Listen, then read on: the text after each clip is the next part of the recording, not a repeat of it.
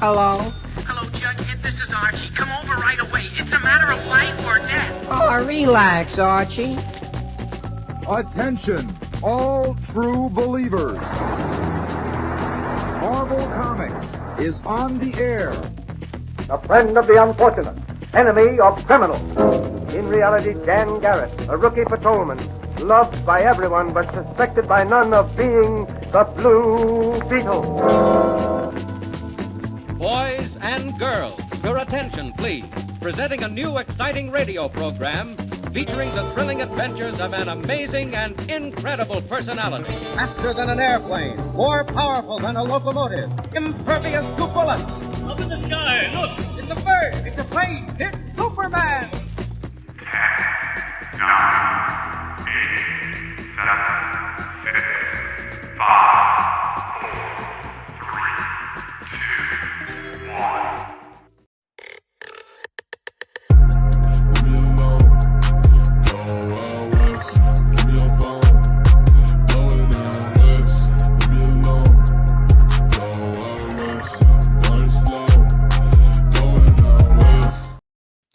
Hey, what's up, everybody? I'm Christopher, aka the Bronze Age Nerd, and I am joined today by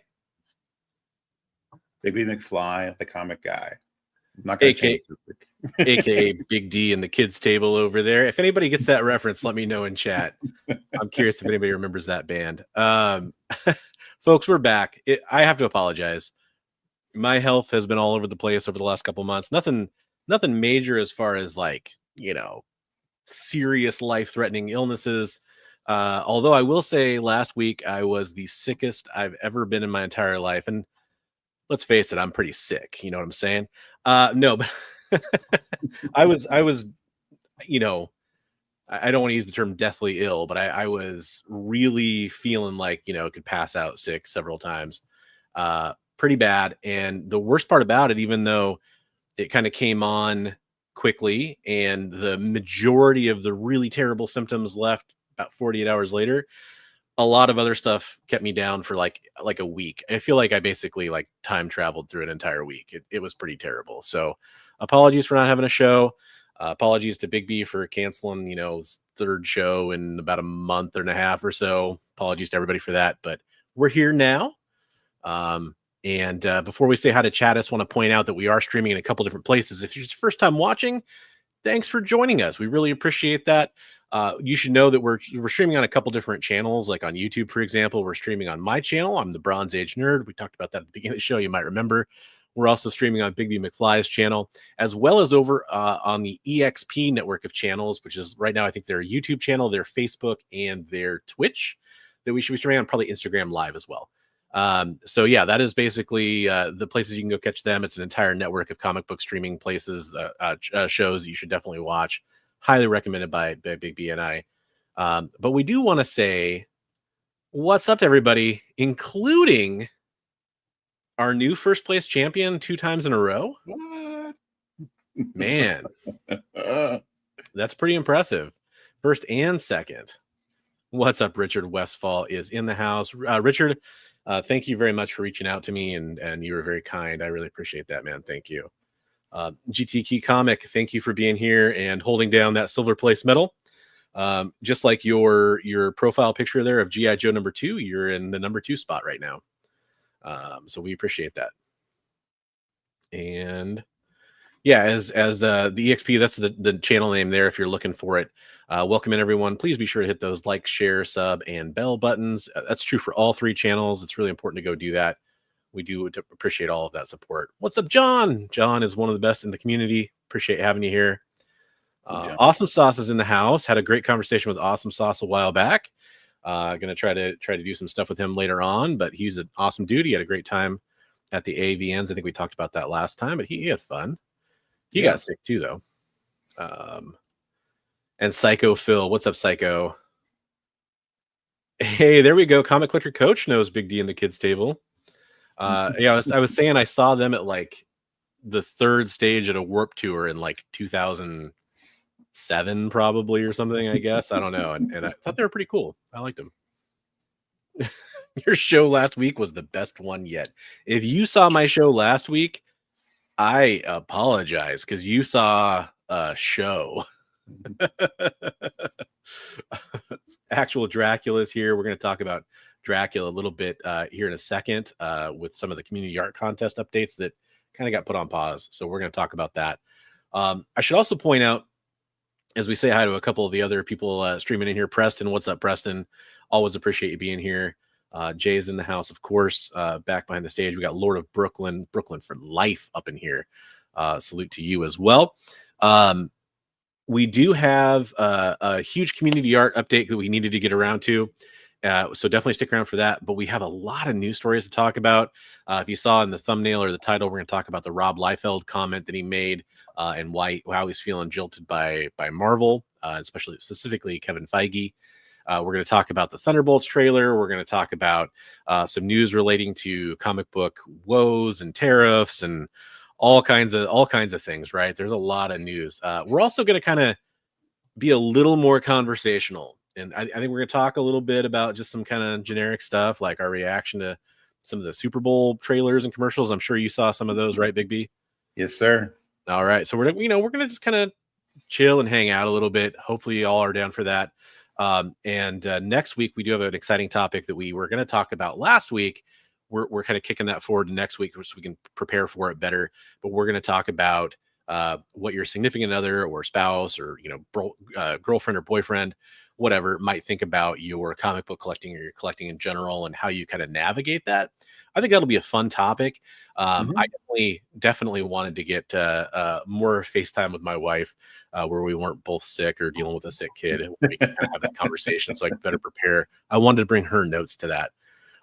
There actually will be, believe it or not, some slightly obscure Sydney Sweeney talk. I don't know if it's the same thing, but I spotted Sydney Sweeney this weekend. Yeah. I think we have the same thing in mind. And they're actually, you know what? There'll be Sydney Sweeney talk only just to talk about Super Bowl commercials. Spoiler alert. But there'll also be, in a roundabout way, there'll be Roy Thomas conversation that's not just making fun of Roy Thomas. It actually is name dropped in one of the things we're going to talk about tonight. So our two staples that come up every week will be discussed. Sydney and Roy. Damn straight. Us perverts talking about Hellman's / Best Foods mayonnaise as we know it over here. Which, by the way, you know what? We're just going to talk about this now. Because we're dancing around it. Folks, if you don't know, there was a Super Bowl commercial about basically a recreation of When Harry Met Sally. And they brought back Billy Crystal and Meg Ryan. And she's eating Hellman's mayonnaise on her sandwich. We're out here in the West Coast where it's called Best Foods mayonnaise, not Hellman's. Right. And it's just so annoying to see like Hellman's. Like I don't care what you call it, Hellman's or Best Food. I don't see if you go to the East Coast and you start talking about anything other than Hellman's, I think they usually make fun of you unless you're in New York where they like Duke's, I believe is kind of how it usually works. But just call it Best Foods or call it Hellman's. I hate this one like or the other, right? Yeah, this whole West Coast. He's got like duality for the different coasts, right? Yeah, right. Like Carl's Jr. and Hardee's is another one of those. Where it's like different depending on which side of the country you're on, but it's the same food and Winco. Thing. Yeah. They did Meg Ryan have her Joker face? She definitely had her Joker face. Joker, yeah. Okay, so we talked about that commercial a little bit. What do you think about that commercial, man? I thought it was hilarious that Sydney Sweeney was at the very end of it, being right. Like, I'll have what she's having. Yeah, that was great. It was actually the only part of that. Like at first, I was like, "Man, this feels like a reach." And obviously, that's a very famous movie moment for a certain generation. I guess probably not for younger people. Right. But at Meg Ryan, like I just felt like. It was weird because I felt like a little bit like she's phoning it in compared to the movie, the original scene. It wasn't quite as over the top. But then Billy Crystal says, "Oh, this is a real one," which is a good line. But I'm like, it literally pointed out that it's not as good as the original scene. But I mean, I guess it's kind of funny too because it's a mayonnaise commercial that you can read between the lines there a little bit. Is also funny. Yeah. In the middle of the country, it's called Carl's Jr. There you go. Carl S. Jr. Carl Jr. Jr. Mayonnaise is one of the most disgusting things. Not mankind. What's up with using mayonnaise on sandwiches? Oh no, I'm a mayo on sandwich guy. I'm surprised to hear this this take. I mean, obviously people have their own condiment preferences, and I don't fault them for it. I figure, that's just how it works. But I figure somebody named Awesome Sauce would probably know what's up with the sauce. But I will admit I'm a fan of the combined mayo. Like I like to mix mayo with a little Dijon mustard, or mix mayo with a little like sriracha or something like that. I like the you're making your own sauce there. Yeah, make my own awesome sauce, right? Ooh, we got the Miracle Whip hate coming in early already. Miracle Whip. Yeah, Miracle Whip.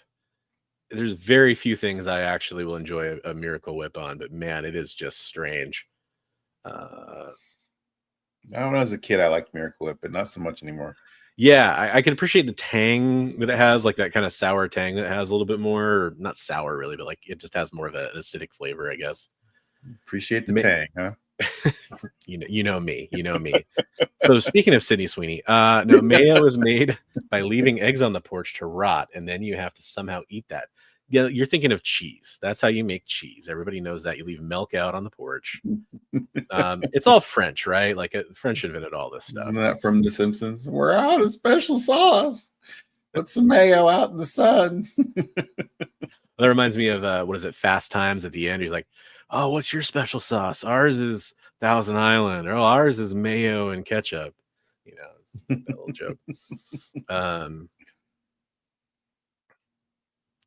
They used to call it Hardee's here, but we just call it closed for business now.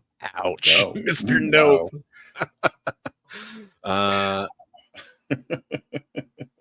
Yeah, okay. We got Carl's Jr. in Texas, and they have Hardee's in North Carolina. Yeah, it's by East Coast, I guess it'd be like east of the Mississippi, right? The whole right. But I don't know. I know, I'm sure people are going to disagree now. They're like, "Well, I'm in Ohio, and it's Hardee's out here."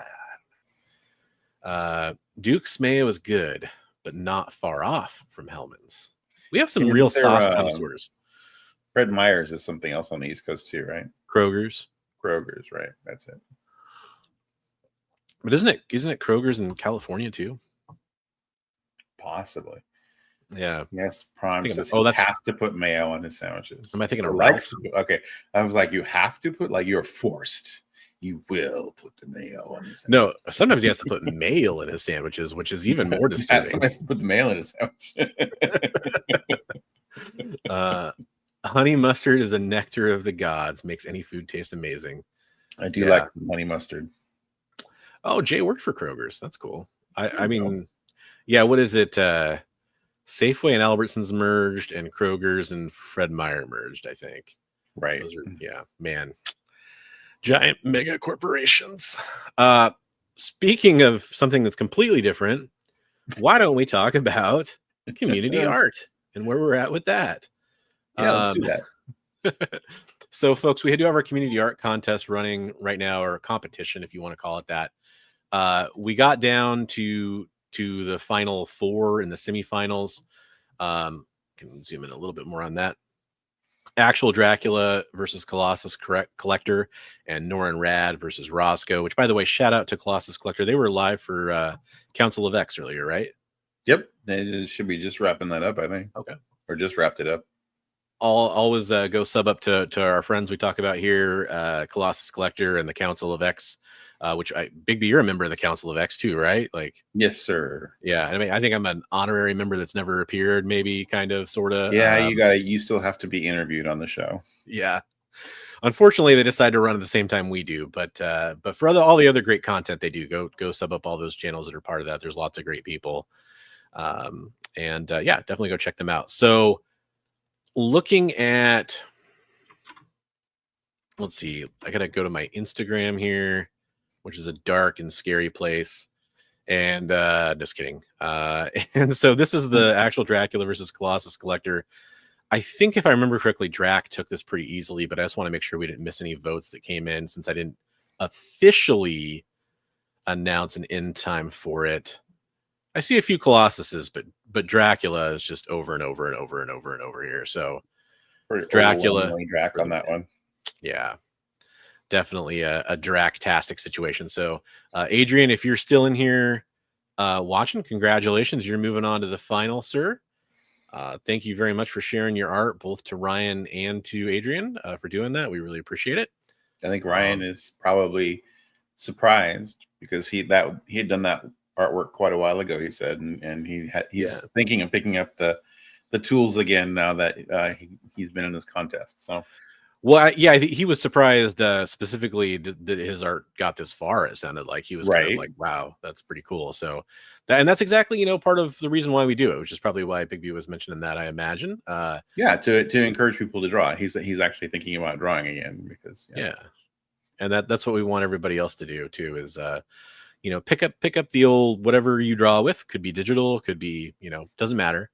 Go ahead and draw that. It could be stick figures, could be the next Mona Lisa, and then share it with us so we can talk about it here on the show. This is the other semifinal round. We have Roscoe versus Norin Rad. Another great pieces. Close. Yes, I think this one may have been a bit closer, but I remember seeing a lot of Roscoe.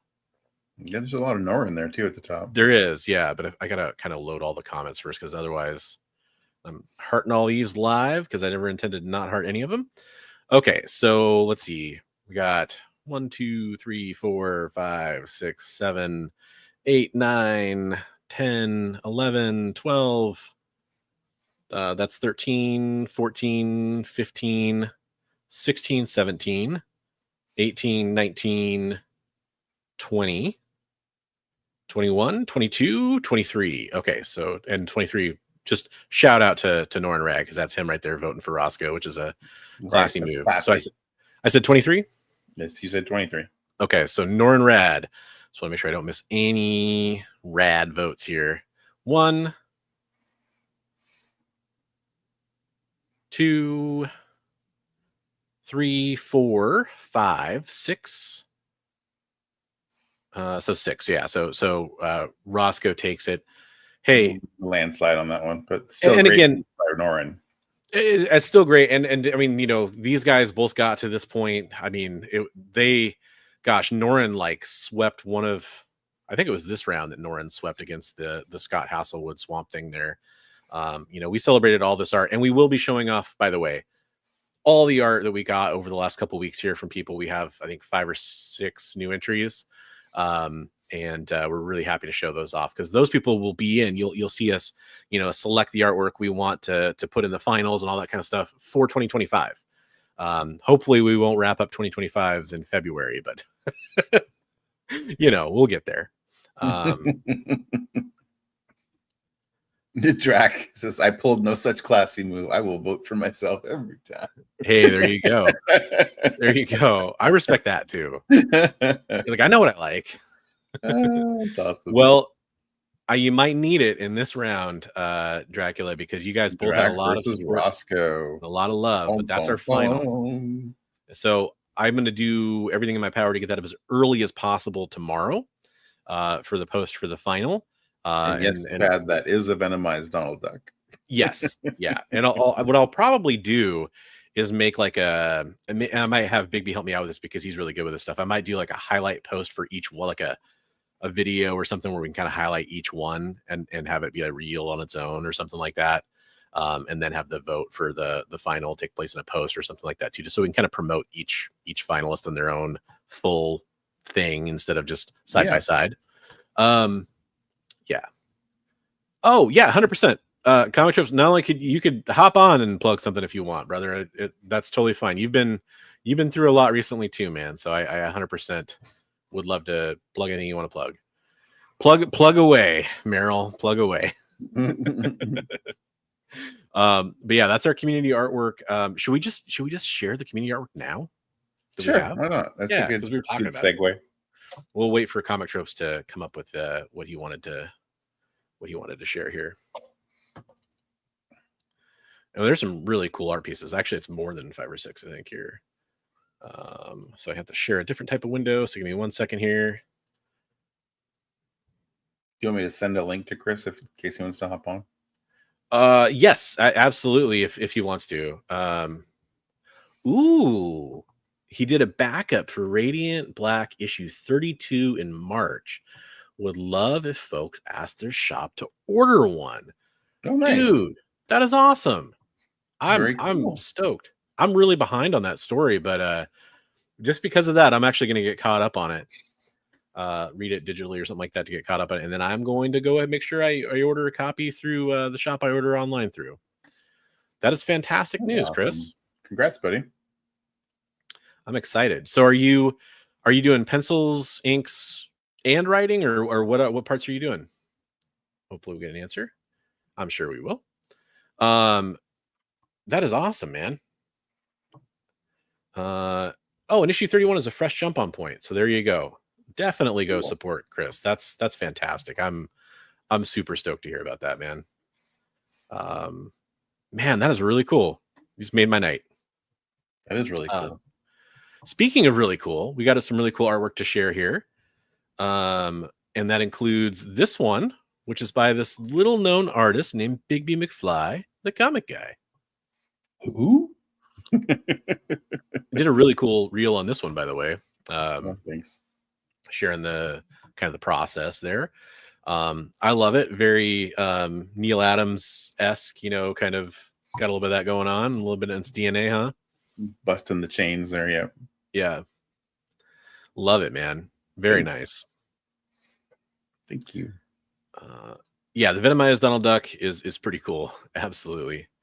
Okay, so he wrote it and drew it with Mark Englert colors and Becca Carey letters. That's awesome. I'm so excited for that. So yeah, great job, Bigby. Yeah, the props here are definitely well deserved. Thank you.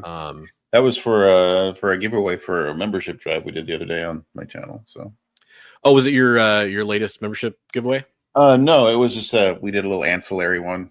Okay. Mr. Akins and I did. He was giving away some books, and so we did that. So for those that don't know, if you go become a member over on Bigby's channel, you get a chance to win some pretty cool stuff every month, and including, it sounds like some amazing art and amazing comic books and reading material and all kinds of good stuff. Yeah, the Usagi one. I thought I put the Usagi one in the bin before too. I think that was last month's giveaway. Yeah, I think we shared that already. Did we share that one already? Okay, yeah. I'll double check. I can tell by which folder I have it in my computer. There you go. But that's really cool. I like that a lot, man. No, thanks. Who was the lucky winner? Do you mind sharing? Trav won. Oh, okay, nice. Makes shipping easy.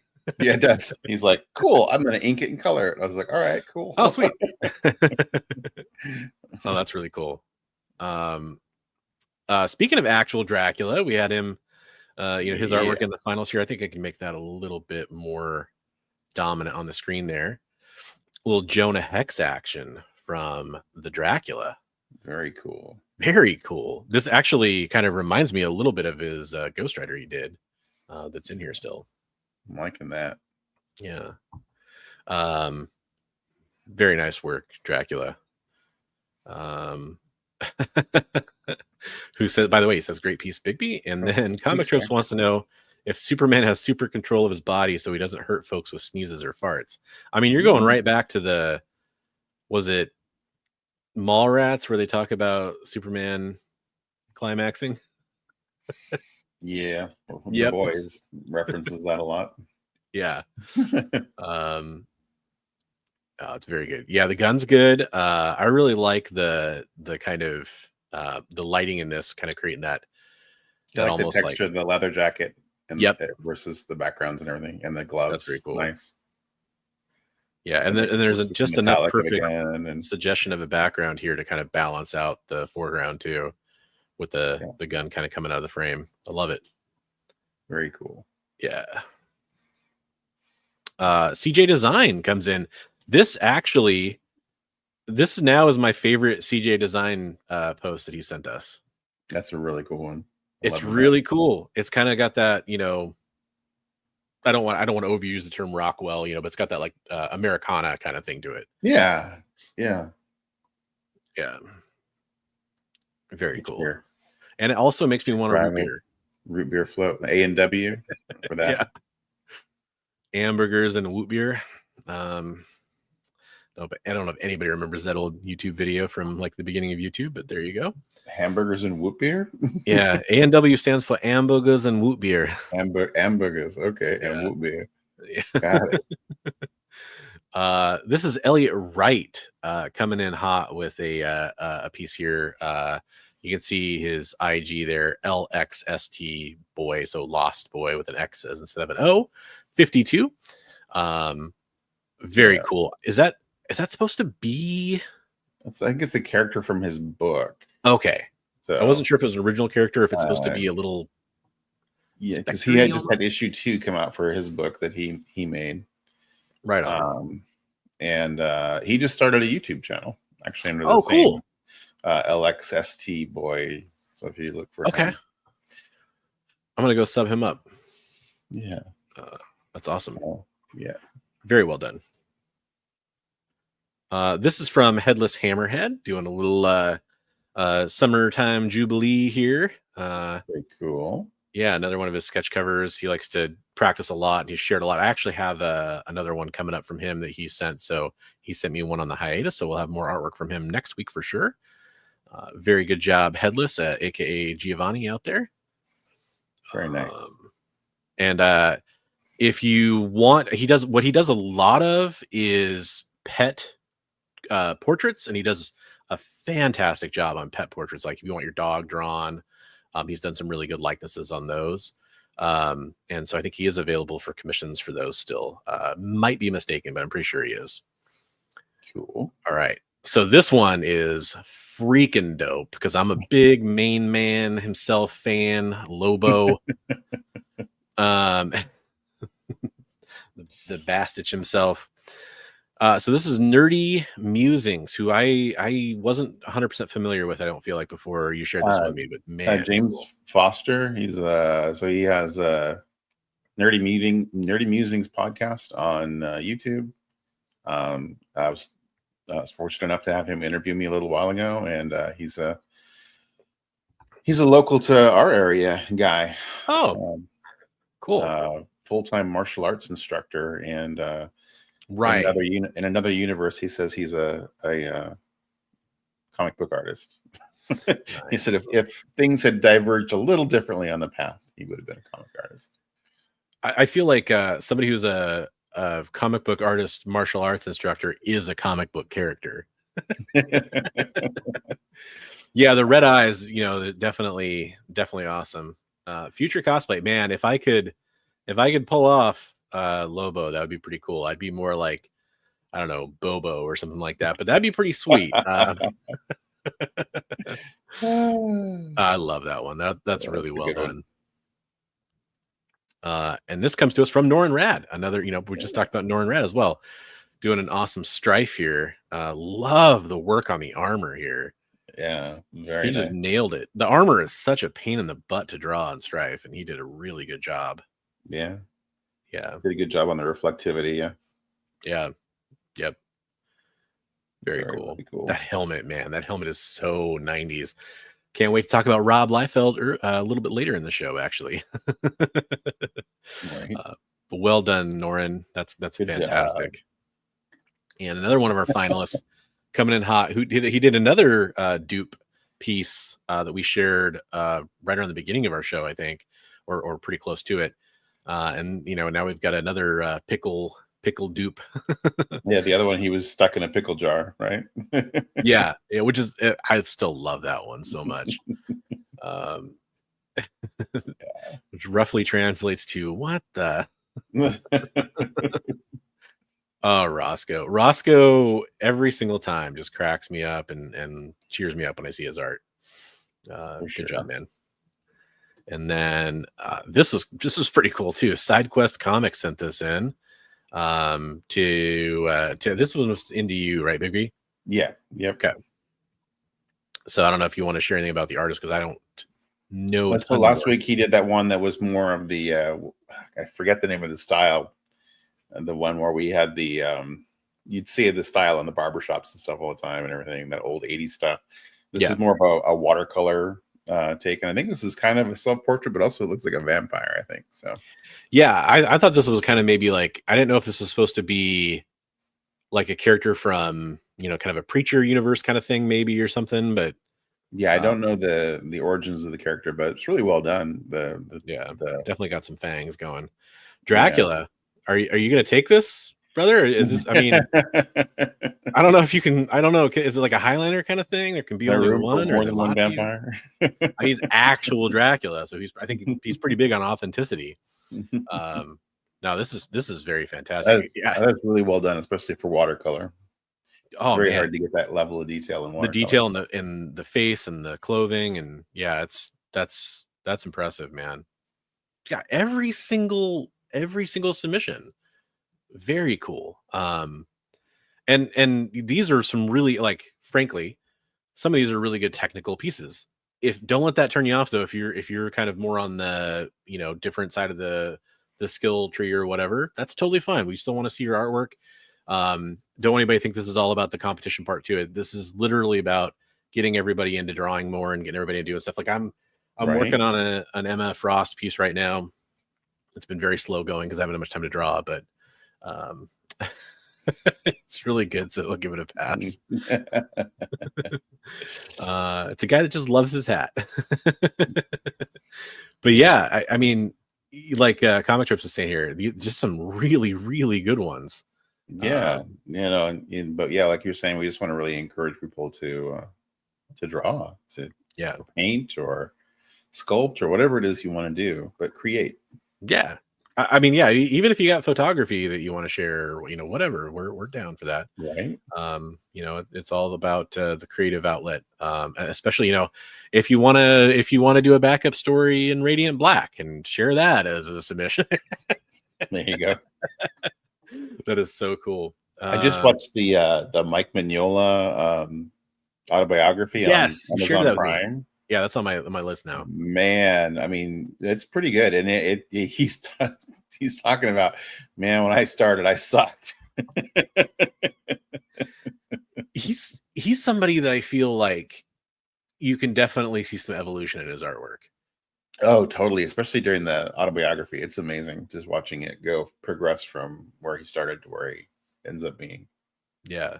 Yeah. He's great. I believe, if I'm not mistaken, that we talked about some of our favorite artists a while ago with Chris from Comic Trips. I believe that was one of his choices. He definitely came up during that segment. I can't remember if it was somebody he actually I think his first published work, he did not do a very good job. And they gave him another job to do, and they said, if you turn another piece like your last one, and they just didn't finish the sentence. You'll get a free membership for life to the Jelly of the Month Club, which is the gift that keeps on giving. Hey, shout out to Rad Art and Comics. So I'm sorry, there he is. I need to get caught up with chat. You may have posted something earlier. If you did, I didn't see it. I'm sorry. I think that was just him surfing in there. Yeah, but we were just showing off some of your artwork and talking about you, and for sure, great job, man. Showing off a bunch of artwork. Yeah, I love it when the artists pop in when we're talking about their stuff. They're pretty close to it, so they can scroll back and find it. Okay. Speaking of cool things, I do want to talk real fast before we move on to our news segments and everything we have to talk about. Or a conversational segment, actually probably be the first thing. But we do have a show coming up. You know, I mentioned we're streaming over on the EXP network. Tomorrow, you can go catch an awesome show from them that you heard us talk about before on here, or maybe you haven't, if this is your first time hearing it. They have a great show talking about new comic book day books coming out, kind of doing quick reviews on those. It's called Minute to Skim It. Highly recommend checking out that show. Again, the EXP, the link is in the description if you want to go give them a sub and hit the bell and all that fun stuff. But you do have our producer on this show is actually part of that trio that does reviews. You can go check out his opinions on some of the comic books coming out. Minute to Skim It will be on the EXP Live. That's tomorrow at 7 Eastern, 6 Central, 5 p.m. Pacific. So definitely go check out Minute to Skim It on the EXP. So I want to make sure I didn't miss anything else in chat before we do move on. Man, I think I actually did a pretty good job of catching everybody. I didn't highlight everybody. I know Preston talked about Vampire Tan Lines. He's talking about CJ Design, saying that his art there could have been an American Graffiti movie poster. Yeah. I totally agree with that. This is very nice. Very nice. Yeah. Definitely. And then John backed that up too. So did we say if you want to submit art? Yes, should be my segue out of that. Thank you very much for the save there, Bigby. Do you want to take it away? If you guys want to submit art to be shown on the show, send an Instagram message to either myself or to Bronze, and we'll make sure that we get you on an upcoming show. And we try to post one piece from each person each week, so you can send multiple pieces at a time if you want, but we'll only show one each week. Yeah, because it's definitely easier if you share one a week, because then we don't get mixed up. Right. I don't get mixed up. But yeah, absolutely. We love to see it. No matter what level you're at, definitely do that. And then we will be more than happy to talk about that on a future show. So convention appearances coming up. I will be at, it's not a convention per se, although in the strictest sense of the word, it is. There's something called Frankenstein Comic Swap. It takes place in Portland, Oregon at the Lloyd Center Mall. I will be there vending along with a couple of friends, awesome people, QWERTY Comics and Dan's X-Men Comics. So far, people we're sharing a couple tables. We're going to spread out all of our stuff across that. So even though we're all just collectors who are just kind of selling some of our extra stuff, the three of us together, they have a lot of great like Bronze Age and Silver X-Men and the Claremont era stuff. But they also have a lot of other comic books too. They're highly fun and desirable. We're going to be there vending. It's my first time vending at a show. So I'm going to kind of document parts of that as well in that process and getting set up for it and all that for people that might care about that, which I imagine is a few people, probably literally a few people. And then, so technically we'll be doing that. If you call that a con, I kind of do. Oh yeah, it's a con. Yeah. And I know like we had like Dr. Plagueis travel in from Central Washington, and he thought it was an awesome show. I think he's probably never going to miss another one. Yeah. So if you are going to be coming to that, or if you're interested in checking it out, actually Bigby's channel has some previous footage from some two different shows I have videos of. Mm-hmm. Yeah. So you can go check out like, what some of the shows like. He interviews some of the vendors, kind of does, some kind of. It is a comic show in the strictest sense of a comic show. It is just pretty well. I mean, there's people there selling art and other things, but it's like 2% of the overall show is people doing that. And it's great deals to be had. Yes. Yeah. A lot of people are kind of just clearing out, a lot of 50-cent dollar books kind of stuff. And I mean, obviously there's lots of great, there was an X-Men one there last time somebody had, which, it's a great book. Obviously, people had keys and big books on the walls and there was some Dave Stevens limited sign print that somebody had from San Diego Comic-Con a few years ago. There's some cool stuff.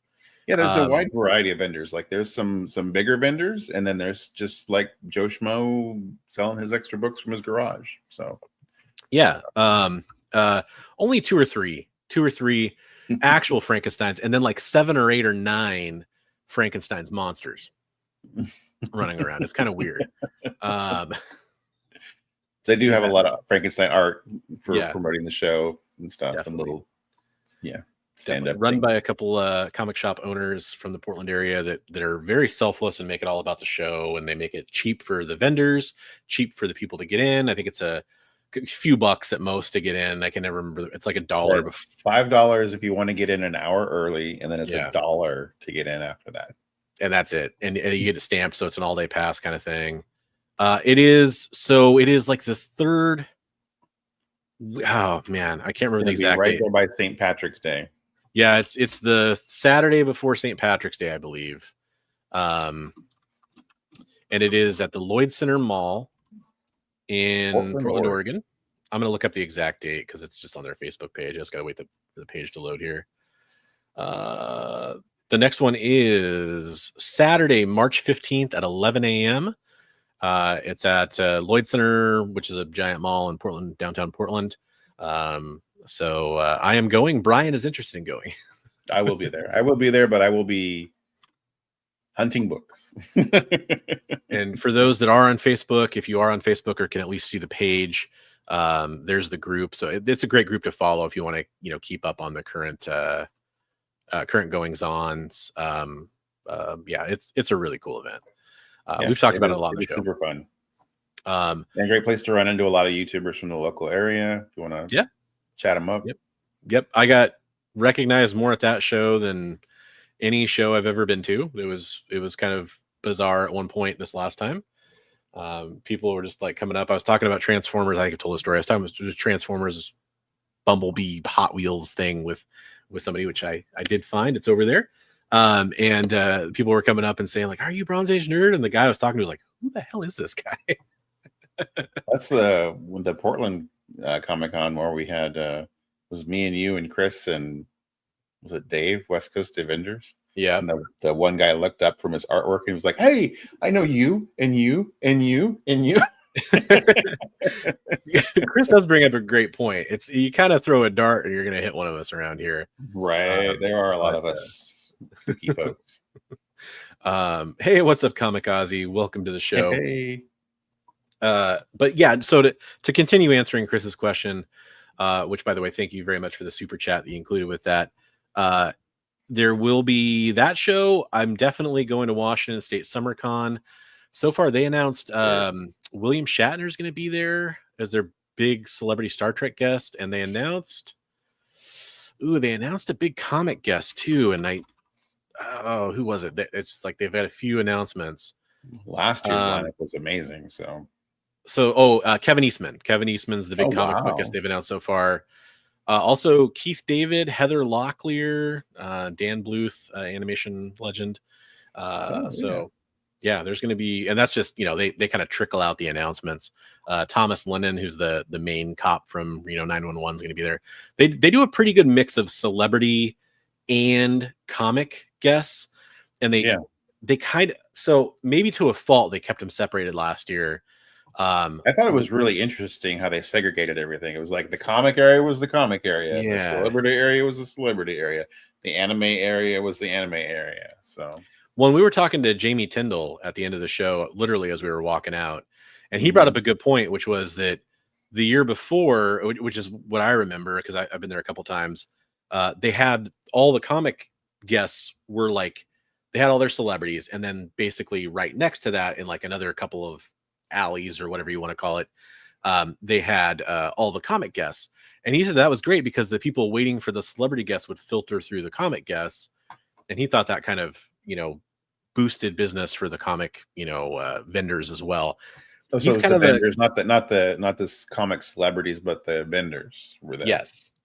That would have been better. And I think maybe if they did intersperse it a little more, it might have been better to get because who knows, you're there with your significant other, maybe they're into manga and anime and you're into comics, and so they could be at one booth real close by and you're at another, but instead they're all the way over in a whole nother pavilion and you're over here. Yeah. I mean, that was the weird part is Bigby, this was his first year going, and they kind of had the comic building, which the year before I think was the sci-fi building or something like that. It was like all the sci-fi writers and sci-fi related vendors and that kind of stuff.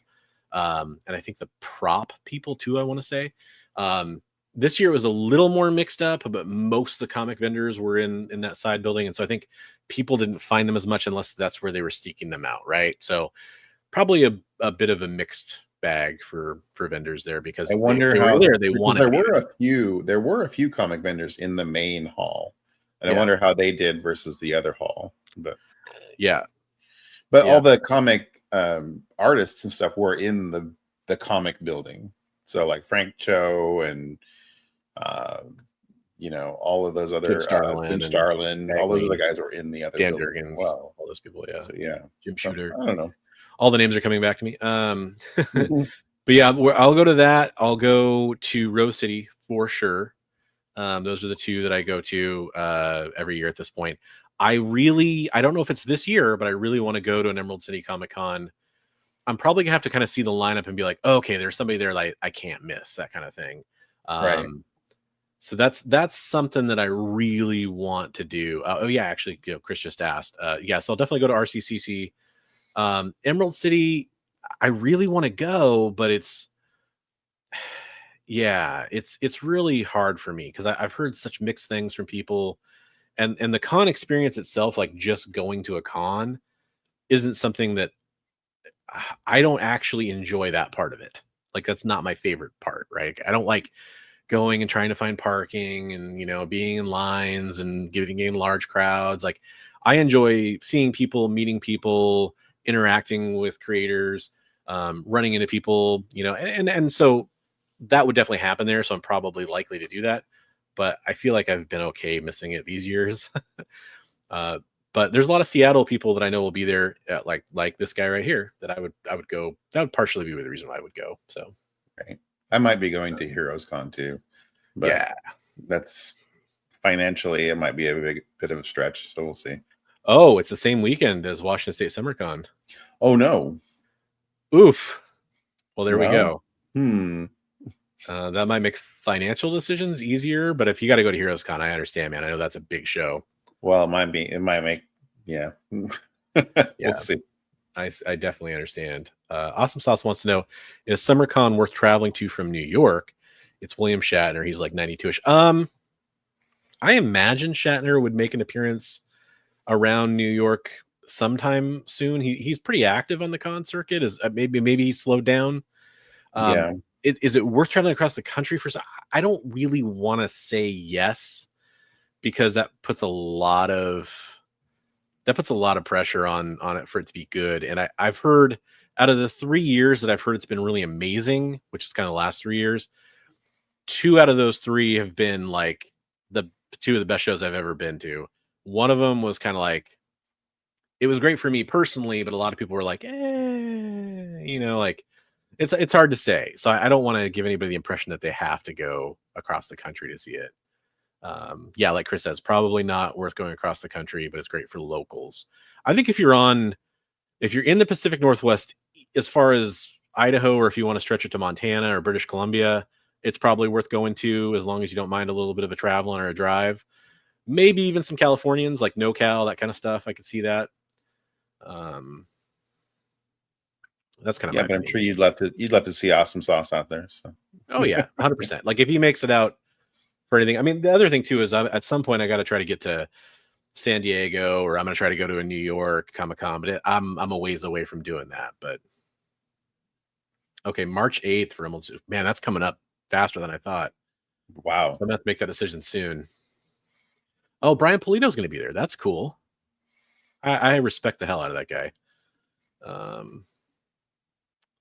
Yes, absolutely. Having sex with the celebs of the past, like Lou Ferrigno, William Shatner, yep, Heather Locklear, all the great ones.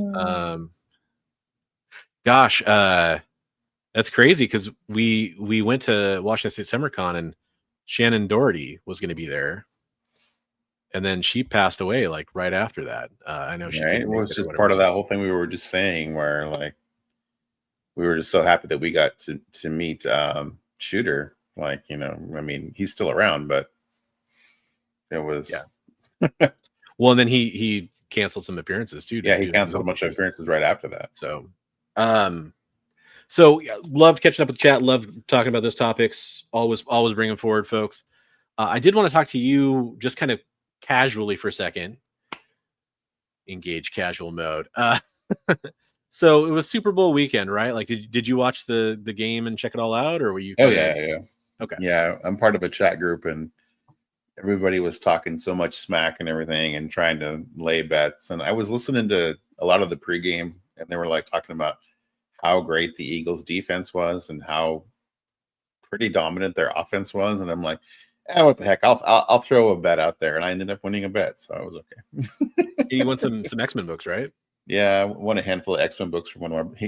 They were all wanting to lay money, and I go, I threw out. I'm like, I'll lay $100 worth of back issues against $100 worth of your back issues. We'll settle up afterwards, or whatever, whatever things we can figure out. And the one guy goes, no, I've got some stuff up on Instagram right now. You can have these X-Men books versus, and if I win, then I get to pick like $35 worth of your X-Men or your books. And I was like, okay. And then I won. So nice. I think only one of them is like a burn issue, but it's okay. Okay. Well, still, I mean, that's pretty awesome. Congratulations. I watched the game as a Broncos fan. It was just basically like anybody but the Chiefs win, so I got what I wanted, I guess. I'm not trying to make it about anybody feeling bad about their team losing, because I've, as a Broncos fan, definitely been there before. So definitely understand that. But yeah, hey, it's almost an American holiday at this point. Right. I think it's safe to say, actually.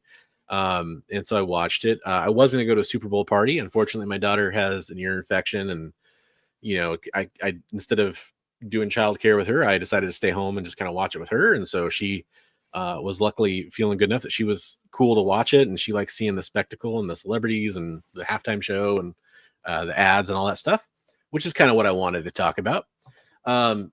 So commercials, lots of cool commercials, lots of fun stuff. We talked about the Hellman's mayonnaise / Best Foods Sydney Sweeney Fest.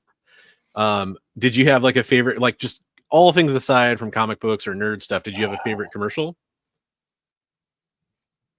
I used to be really into the commercials. The only one I can remember is the Budweiser Clydesdale one. That's the only one I can even remember, other than the mayonnaise one. And then of course the trailers for the movies. But yeah.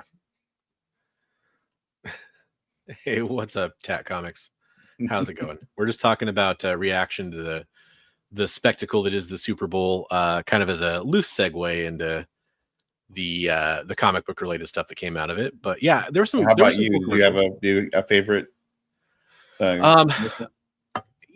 As a dad with a 6-year-old kid, like the things that make my daughter laugh or what I remember. So she loved. There's a Doritos commercial where like aliens are trying to steal the Doritos with a tractor beam. Oh yeah, that was pretty good. It just goes smacking the guy around. She just started laughing her butt off at that. So that I thought that was funny because of her kind of living through her there. He's like putting both legs on the side of the window. And finally, he lets the bag go, and it just splits the ship in half. Yeah. I mean, there was the Seal Baja Blast commercial, which was silly. That was goofy.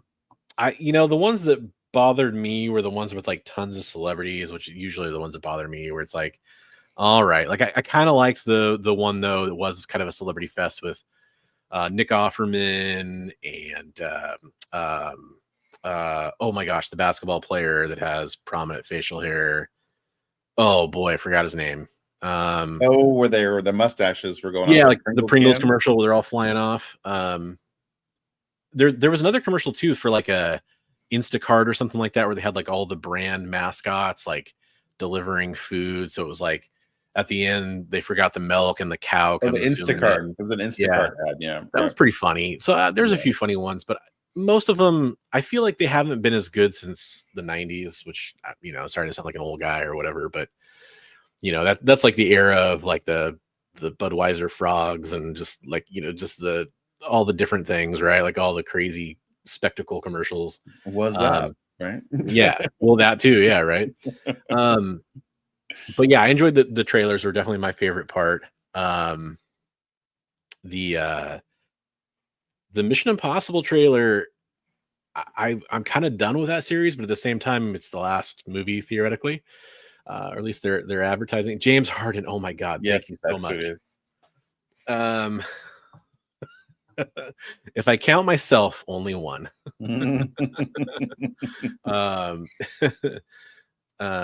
Yeah, that was a pretty good one. A couple Park. That one looked okay. I didn't even see that one because I don't know if I saw the trailer that came out a couple days ago. Was there a different one for this? I think it was maybe the same one, maybe a little more footage to it, but it looked pretty good. Every time they make one of these Jurassic Park movies, I'm one of the few people that actually has enjoyed, like I enjoyed Jurassic World quite a bit. The first reboot style, not reboot really, but soft reboot movie. I really liked that one. People had a lot of problems with it. I thought it was cool. I liked Bryce Dallas Howard. I liked Star-Lord as his 15th, major movie role in that one. Chris Pratt. But the last couple weren't as good. I'm in for this one. I thought it was really cool. I read an interview with Scarlett Johansson where she was talking about sleeping in a Jurassic Park tent when she was a kid. And now she's like been begging to be in Jurassic. She's like told her agent, if anything comes up for Jurassic Park, you pick up the phone and you talk to them. Like, which I think is pretty fun. Like she's almost exactly my age, I think. So I think we're just kind of a similar generation, and I've always enjoyed her as an actress. I think it's cool to see her kind of get in there. I really hope this is a good movie. it seemed very light on the dinosaur spectacle in the trailer. Like it was more about we're going in to collect the samples and it's serious business. And I hope that my hope is that there's a little bit more of like those are the people that get wowed the most because they're not going to be, oh wow, they don't have the 2 or 3 dinosaur experts that are going to be all into dinosaurs and cannon fodder for the rest of the people. Right. I hope it turns out to be good, but I'm a big fan of like a Mosasaurus, so that scene at the end was pretty cool in that trailer. That's pretty cool. Yeah, there was some pretty cool looking scenes, and like they're Rancor. back at the old HQ where they were doing the eggs and all the testing and stuff, and it looked pretty interesting. Yeah, I don't think this is Isla Nublar. I think this is Isla Sorna, I think. So this would have been like the Lost World movie island, if I'm right about that. But I was going to say the genetic. They've been talking about doing genetic engineered dinosaurs ever since the sequel. I think it was Jurassic Park 3 was going to have like mutated Velociraptor soldiers. There's like a big deleted sequence from that's kind of gone viral over the years, or people have talked about it at least. And it looks like they're doing some of that. I mean, they did some of that with the Indoraptor and splicing in different genetic strains into different, camouflages and all that kind of stuff. But this one, I mean, there's like some Rancor looking creature thing that's in there that's going to be interesting. Yeah, somebody just said looked like a Rancor. Yeah, Jay said if it's good July, it's going to break the bank. That's true. Yeah. Isla Sizzla. Yeah, the human dino hybrid. I think that's kind of what I'm talking about. Isla's pretty good. Xenomorph Rancor Rex. Xenomorph, yeah, there you go. That's funny because I just watched Alien Romulus for the first time. What'd you think? I think I need to see it again. Yeah. I really liked I can't remember his name now. I really liked the android. Yeah, the guy who played the android did a really good job. I thought that was really cool. It felt enough of a classic take on aliens that I appreciated that part of it, like the alien part of it. Mm-hmm. I'm somebody who enjoys Aliens the most out of the original series there, so I always wish for more of that. The ending, it's kind of funny because if different parts of it paid homage, I feel like, to different parts of the Alien franchise. Like, right, there was some Prometheus in there. There was some Alien 3 in there with the weird, Alien Resurrection in there with the weird thing at the end. If you haven't seen it yet, I won't spoil it. I know it's kind of an older movie at this point, but there's a different type of alien at the end that's kind of similar to what you see in Resurrections. There was a little bit of Alien 1 in there, a little bit of Aliens in Alien 2, Alien 3. I liked it. I think it was good, but I don't know. It was weird. Part of it, so I just got a brand new TV, and part of it was watching it on the brand new TV, and like it was the first movie we watched, so a lot of it was just like, whoa, more than I couldn't tell which parts of that were brand new tech on a nice TV screen and which parts of it were the movie, if that makes sense. That's why I feel like I need to watch it again to give it a fair shot now that I've watched some other stuff. Yeah, I like to, like, when I'm watching those movies too, like even probably like the new Jurassic Park, like think of it from what's this like to some young person who never saw the original stuff. So like that Alien, I thought that was a good jumping on point for people for Alien. Totally. The Romulus. So yeah, it probably could have leaned a little more heavily into being a fresh start for people, but I feel like they thought they had to cater to older audiences of Alien. Well, I think it was a good balance between. Yeah, I agree. A little fan service and a little, Yeah, definitely. Robots can now sprout mini helicopters out of their heads. Chad does not like our commentary on the aliens. Oh yeah, well, but I'm with Chad here. Yeah. Sorry, I have to point out, you never expected the Inspector Gadget crossover, but I'm never going to be disappointed when I see it. Aliens is my it's my favorite James Cameron movie. who's one of my favorite directors. So just to give you an idea, that puts it really high up there for me. And Alien is something I've grown to appreciate even more as an adult. Like I'm talking about the original Ridley Scott film. Right. I'll tell you, if you have access, and this was even before I got the new TV, I'm not just talking about that. If you have access to real 4K Blu-ray discs through, you know, an Xbox or a PlayStation 5 or a standalone player or whatever, watch the original Ridley Scott Alien, the 4K pressing release of that. It is phenomenal. It really gave me a new appreciation for that film, for the cinematography and everything, which I think just because I'd seen it so many times as a kid, I sort of mentally just sort of like wrote over like how good it looks, but watching it through some fresh eyes, it was amazing. Oh, it's really good. Yeah. Conversely, the re-release of Aliens is a freaking AI smoothed out nightmare. Literally, they used AI technology to like smooth out all the faces and edges and get rid of all the film grain instead of doing it digitally, you know, kind of by hand, if you will. Really? And it looks just like a video game cutscene smear, kind of. It's really weird. Oh, that's too bad. Yeah, it's interesting. No, Chris got Jay's attention back there talking about Piranha 2. Piranha 2. You like it more than Piranha 2? Yeah, didn't he do was that Double D? Is that the right one that I'm thinking of? The 3D one? Yeah. Well, there's 3D and then there's 3 Double D, I think. Am I making that up? I'm pretty sure there is. We all know the best is Aliens versus Predator Requiem. Say whatever you want about that movie. The scene where the Predator is in the sewers and is throwing up like the mines to trap the aliens is freaking badass.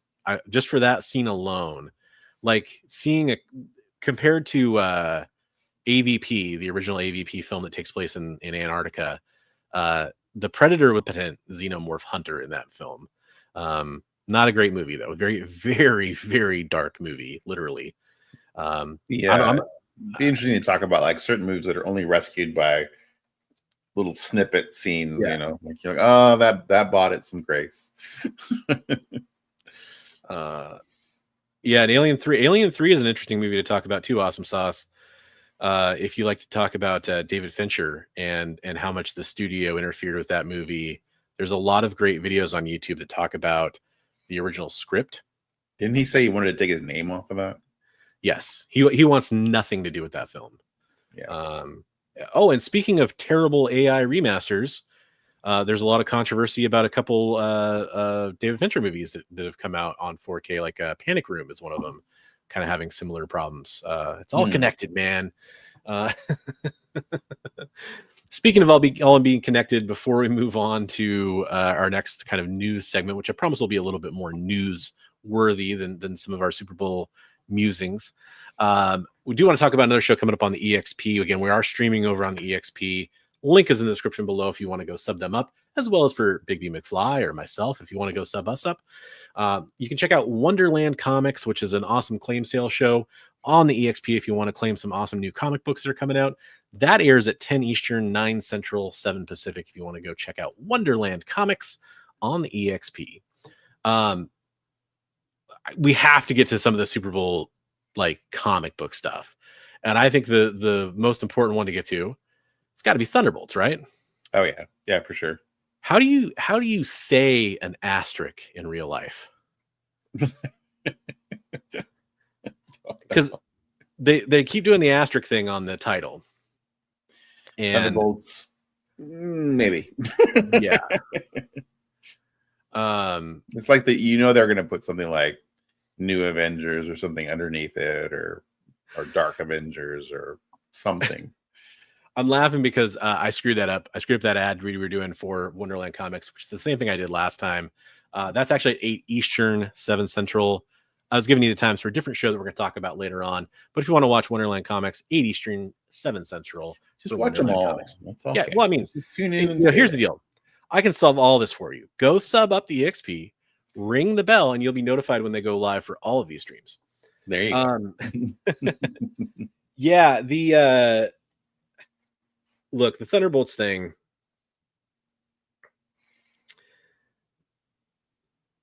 I do not know how to feel about that movie. Like that I like. There's the trailer that had the extended sequence where you see them in the Red Guardians Guardian Mobile or whatever the hell they're gonna call it. Right. And like they're getting chased, and then Bucky comes. That trailer that had like that kind of extended look at that I thought that was a cool scene that they're showing us. This trailer had some cool editing or moments in it, I'll say. I will say, like, I showed my wife because she had to work during the Super Bowl. So she comes home and she's like, wanted to see what kind of cool stuff happened. I showed her the Thunderbolts trailer and she's like, who's the villain? And, shrewd comic book fans or people that read the comic books, I think, can easily figure out what's going on. But it's a good point. For the masses that they want to get butts and seats in theaters for, you got to like the villain looks like a shadow for the most, or like some kind of, I don't know, maybe some kind of dimensional takeover or something. If you're not familiar with what's going on, right? What do you think about that? I was actually kind of disappointed that they gave that part away, but that's just me. I was like, okay, the other trailers have been great and getting me hyped up, but that like gave away a lot what they showed. So yeah. But it looks great. But yeah, like you're saying, it might be confusing to a lot of like non-comics people. Lex Luthor. Yes. I love that. The bowl haircut. That's the villain. Chris says he thinks that the trailer made him realize why they grabbed so many of the characters. It's probably all about super soldier serums. And it's clear that, with the exception of Cap, obviously, and what is his name? I'm blanking on his name. The original guy who was Patriot's dad. His grandfather. Yeah. Or his grandfather. Yeah. Shoot, the guy from Truth. I can't think of the name of it. Yeah, I'm blanking on it right now. But they introduced him, obviously. I'm trying to think. I think pretty much every other super soldier. Thank you so much, Chris. Isaiah Bradley. They show pretty much every other character we know that has been affected, because we know the Widows kind of have their super soldier thing going on. You got Red Guardian, obviously. You got John Walker. You've got Bucky, obviously. Red Guardian. So the leaders of the villain category. Bad guys, but they all die in Falcon and Winter Soldier. All the bad guys. I feel like I don't know if all of them died, but I think maybe they were captured at the end too, if they didn't die. It's been a while since I've watched that. They were definitely defeated. I remember that. I don't think it was like a thing where like 50 of them ran off into nowhere. So yeah, it's just one of those things where like but I'm looking at the two big Marvel movies coming out, and we have it's interesting. They both come from the Captain America tree, Yeah, exactly. Because we got Red Hulk getting introduced. We have Giancarlo Esposito being introduced in this as well. But primarily it's a Sam Wilson movie. And then we have this film, and it's out of the two, I want to see Cap, but I have a feeling it's going to be exactly what I expect. Right. No surprises. And Chad, I hope I'm wrong. We're trying not to spoil it for anybody who doesn't want it spoiled. Yes, that's exactly what's going on. So it's one of those things where I feel like that, I'm not going to be surprised much. I feel like Thunderbolts is going to surprise me. And that's coming from somebody who all along, and this isn't the bad guy thing. I think it's the Dark Avengers. I think that's the real title that's going to come up at some point in the film or whatever. Right. That's just me. And I think that's why it's an asterisk. But, or it could be a lot of things. It could be frickin' the Expendables or Marvel's Suicide Squad. Who knows, right? We all know the real villain is Taylor Swift. No, I'm just kidding. I like Taylor Swift. I will unabashedly say there's some Taylor Swift songs I can get down with. But I will say I don't need to see much of her at a football game. One shot, great. More shots of Anne Hathaway dancing would be fine with me as well. Yeah. So we're kind of staying away from the spoiler part, but it's not, it's one of those things where I don't think it's even necessarily going to be a huge spoiler, because my guess is there's more going on in that film. Right. I think the villain is Constantina is going to be the real villain is going to be Constantina behind everything. But yeah, exactly. And that's where I get the Dark Avengers kind of vibes from. Right. Is I don't think we can do it the same because we don't have Osborn, and we don't have it done in the same kind of way. But and I know they're kind of doing the super soldiery type thing, but I have a feeling this is going to be kind of a lead in to Dark Avengers being set up as kind of the next thing, which gives the Avengers something to kind of fight against if we have a new Avengers team. But there's a Japanese poster that has a different reason for the asterisk. It says the Avengers aren't available.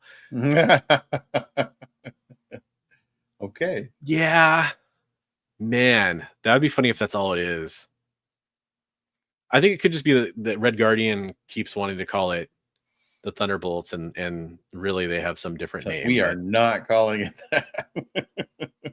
but I mean, so picking the name Thunderbolts, that's kind of, let's talk about it that way for a second. You pick the name Thunderbolts for this team that has essentially nothing in common with the Thunderbolts of the comics, more or less. Right.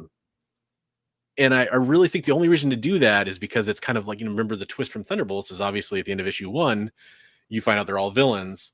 And I think that's kind of the only way you can do this is like they think they're heroes, but really they're kind of doing, work for the devil essentially, in the Contessa. But yeah, if it's kind of comes down that he's the one ordering them, and then they call themselves the Thunderbolts for that reason, it would make more sense. Kind of, a little bit of a payback there. Speaking of terrible Super Bowl commercials, how about that Jeep commercial? The what commercial? The Jeep commercial with Harrison Ford. He's like, I like Jeeps, and my name's Ford, and he like mouths Ford. Right. Hey, what's up, McClay? How's it going? Hey. Nice to see you, brother. I could see Val putting together Dark Avengers at the end, or yeah, exactly. See, getting Zemo in there, because to me, that's the thing that makes sense. Is you kind of have him swoop in at the end and take over the team, and kind of, he's got to be in it somehow. Like it's just weird to call it the Thunderbolts otherwise. To me, like, right? There's so many. Wouldn't that be something if they're keeping all of, you've got Thunderbolt Ross in there as the Hulk. They're just keeping it out of all the trailers. Yeah. Yeah. I mean, and it's possible. It's possible. I think there's a ton they're not showing us with that main character that, again, for those that are just joining us, we're kind of trying to be respectful of people that don't understand the kind of obvious twist that's coming with one of the characters in the show. But yeah, it feels weird, even though I'm still excited about it more than I am for Cap 3. I don't know. I guess that's the best way. Or Cap 4. Yeah. Because there's what first. That's this weekend, right? Cap 4. Yeah. Yeah, and that's you're right, McClay. That's the thing I was thinking of. That's why I said it's mostly not comic book related, but he is there. Because it's Hawkeye that takes over after Zemo originally, right. And yeah, which, dude, that'd be cool. Give Hawkeye something to do other than telling the Matt Fraction and David Aja stories.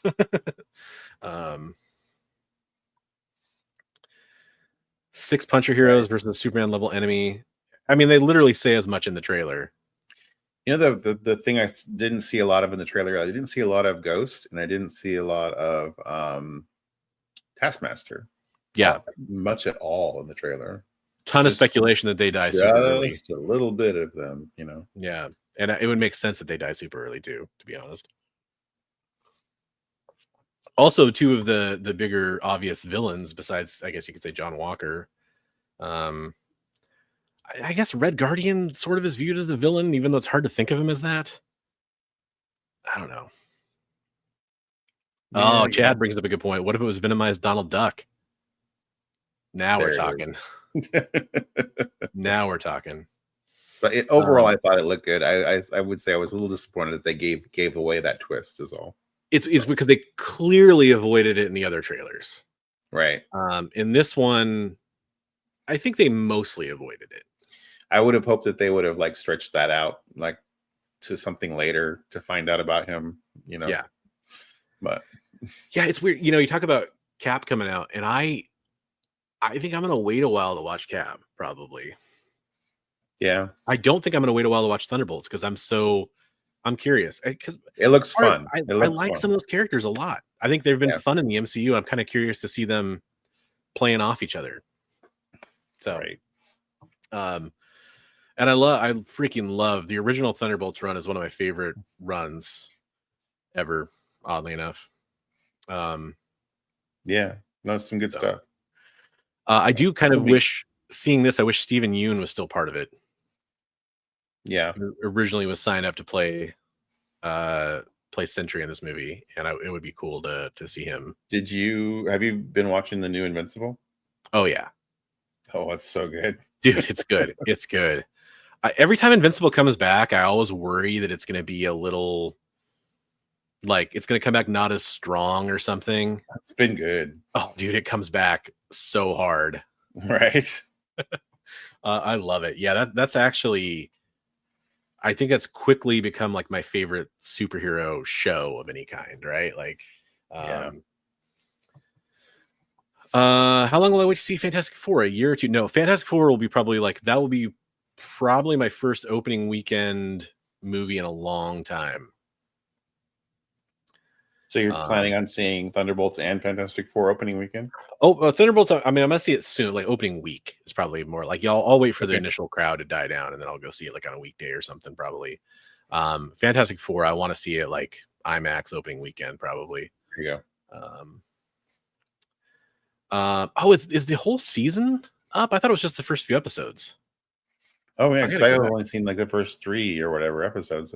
Did they drop the rest of the season? I don't. That's a good question. I'm curious if chat knows. I've only seen the first 3. There is a cool thing bucket. Is it going to be like his fist? There's one for each of them. I think maybe that was a joke that I saw, but if it was a joke, I liked it. Let's see if I can find the news story for that. Kind of show it. Oh, I guess I shouldn't abbreviate FF. Mm-hmm.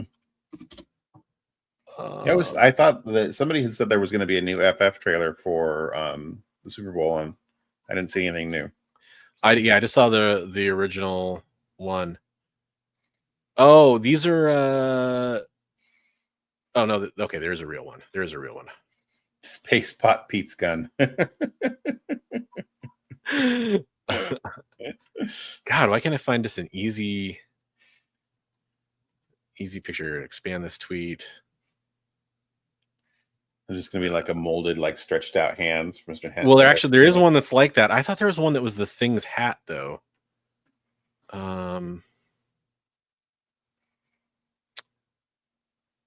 Okay. Here, I found it on Threads. I'll go to that. Captain America popcorn. Covered in white fudge and red, white, and blue pop rocks. Are you serious, Chris? That's crazy. No, I don't want to go to TikTok. Okay. Oh, it is real. Okay. That is the real AMC Captain America popcorn. Here we go. Found it. I don't know why this took me so long to. I did the first couple sites kind of look like a joke, but here's kind of all. Oh, there you go. I mean, that one's kind of fun, but I really thought that one was neat. The Thing one or the which one? Oh, sorry, you can't see my mouse. I thought you could see my mouse cursor. The Thing holding the bowler hat. Yeah, no, that one is pretty cool. I think that's probably my favorite out of all of them. The Invisible Woman one's pretty weak. Just because I guess, it is partially transparent. It kind of looks like an explosion with the popcorn in there, but yeah. Let's see if I can't really. Okay. Yeah, it's those are cool. It's cool. The stretchy and the Rocky are my two favorites. The Human Torch one is kind of weird, but okay. I mean, it's fine. Yeah. Just don't scream fire in a crowded theater. Yeah. Yeah, FF is I have a lot of hope for FF. So now I want popcorn. Let's hit a couple news stories real fast they're not going to take long to talk about. They're kind of just more announcements. This one was good. I think this is cool. It's potentially cool. Somebody pointed out something about this that is interesting. Buffy the Vampire Slayer sequel series with Sarah Michelle Gellar returning, coming soon with a Hulu pilot order. This is interesting. So I know Sarah Michelle Gellar has been willing to listen to people that have pitches for shows. Mm-hmm. For reboots or for continuing the property, but she's been pretty resistant. Like, she only wants to come back if it's good, right? Which is great. Right. I love that. There's been a lot of I know Bill Murray was resistant to appearing in a Ghostbusters sequel for a long time because he felt like the script wasn't there. For example, I have a lot of respect for actors that are like, let's not just quickly rush to make a sequel and cash grab and all that stuff, right? Right. So the one thing that somebody pointed out, the reason I was kind of saying I have one hesitancy on this, somebody pointed out that none of the original creators are involved, which, look, Joss Whedon, it's pretty clear why he wouldn't be involved, and that's kind of what it is. But there's a lot of other creatives that were involved in both Buffy and Angel that could have added to this, and it's interesting not seeing them attached. So the people that are attached are Nora Zuckerman and Lila Zuckerman. They're writing the pilot. And then Chloe Zhao is attached to direct. There's a big name director coming in too. I'm excited. I'm a big Buffy fan. Love that show. Loved Angel. I'm of the right, generation that was right. One of my favorites. So I'm excited. I think that'll be cool. I talked about that on a live stream that I was on. We talked a little bit about Buffy on the live stream where I was doing the membership drive, and somebody said the gal who plays I can't think of her name, the magic user gal, Allison Hannigan, that she's also in talks right now. Okay. Played Willow. Willow, that's her. Willow. She's one of my favorite characters from the show. Definitely would love to see a lot of the original people involved. I mean, I'm also okay if not everybody needs to come back. It doesn't need to be something like that. But I will say, one of my favorite people of all time, James Marsters, not to be confused with James Marsden, but James Marsters, who played Spike, who I have the pleasure of meeting before, and he narrates one of my favorite book series on audiobook. Fantastic actor. I'd love to see him involved big time. Yeah. That would be amazing. So I have a lot of hope for that, because it'd be really cool if we could bring him back and Angel. It'd be great. Yeah, Xander, which is what, Nicholas Brendan. Yeah, he shouldn't be brought back, most likely. The character maybe, but not the character, not the actor. Yeah, and Michelle Trachtenberg had kind of an unfortunate Hollywood experience after that. Eliza Dushku coming back as Faith, that would be awesome. Definitely cool.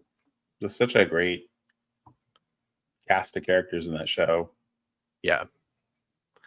I should have brought this up the next story. I kind of jumped ahead a little bit. This is a real quick kind of thing here, but we do have new Thunderbolts team coming that kind of aligns a little bit more closely with the MCU. Obviously we got Bucky back in charge. We got Black Widow there. Got USA Agent, Red Guardian. A couple different lineup appearances in the lineup there. You got Shang-Chi. Was that Agent Carter? And then it's Contessa back there. Who is that? Is that Contessa on the very back? I think it is tied up. Okay.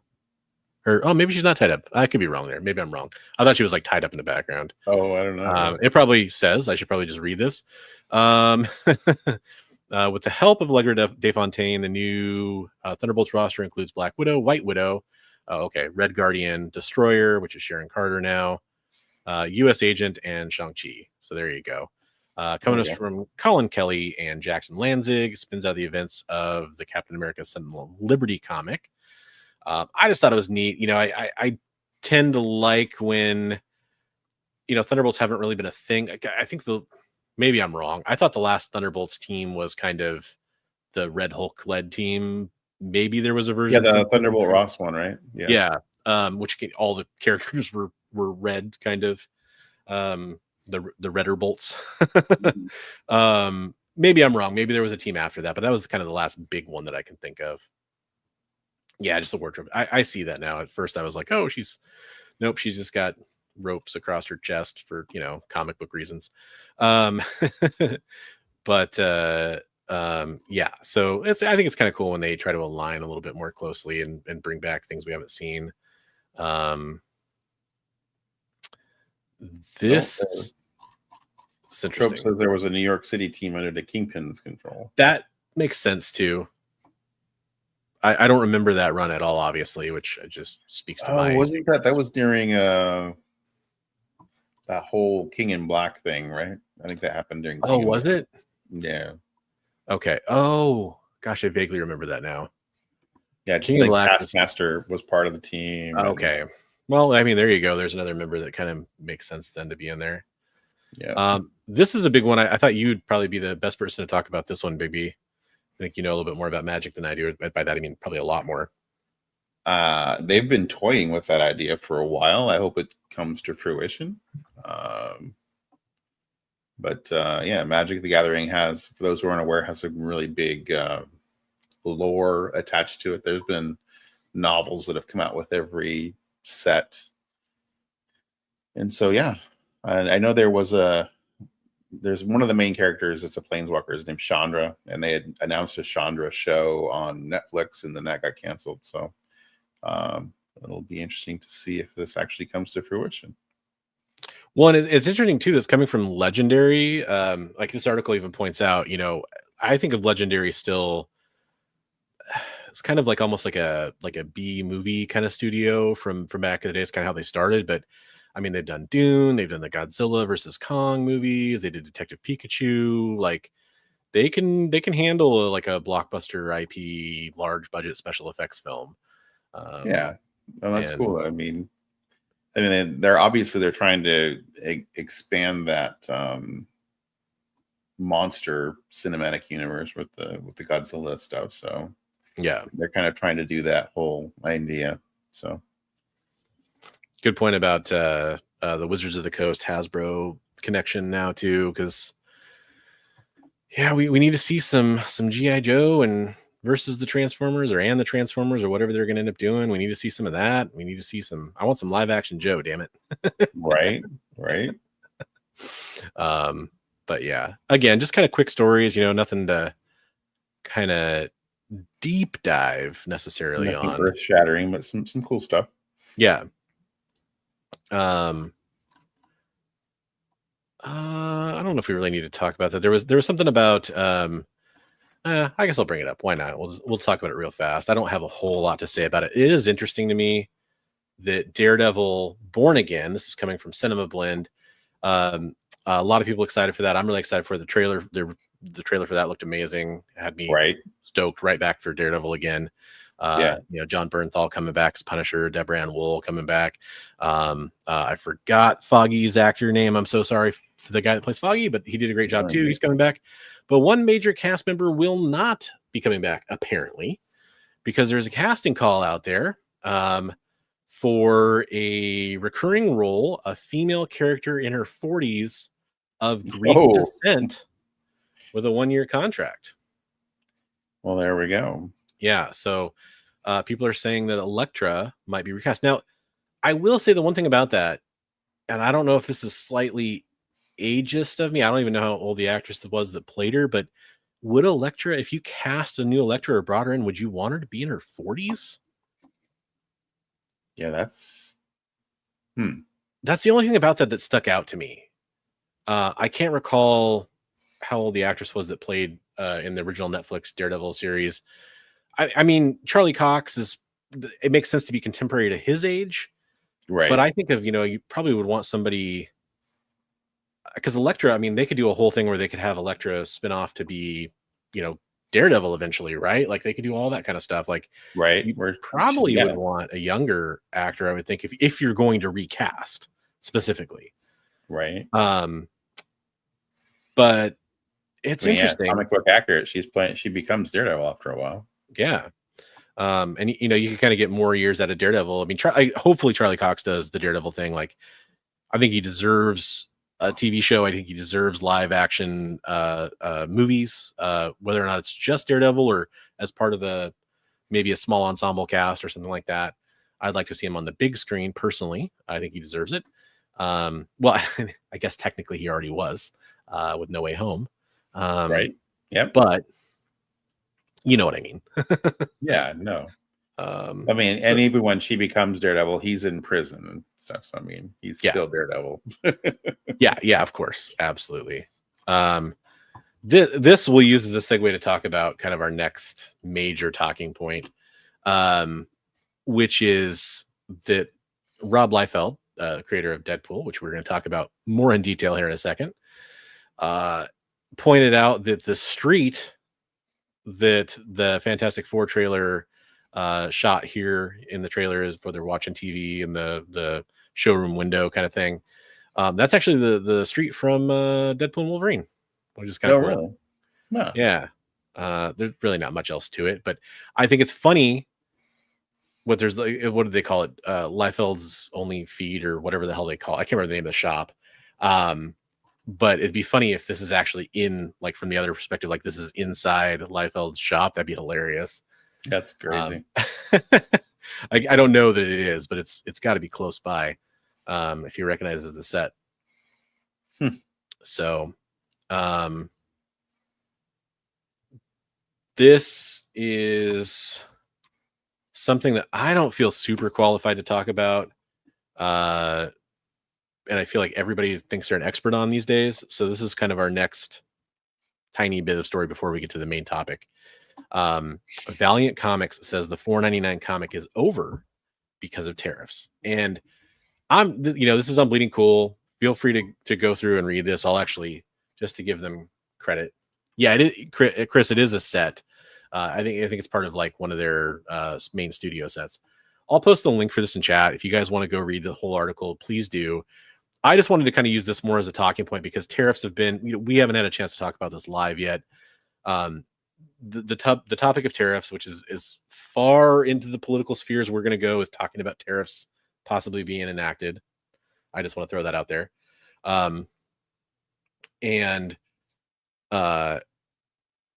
the other interesting part here is the $4.99 comic is over, which, man, $4.99 is already hard for me to, that still hurts just seeing it.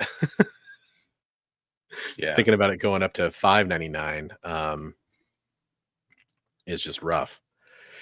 A lot less comics will be purchased, is my guess. Excuse me.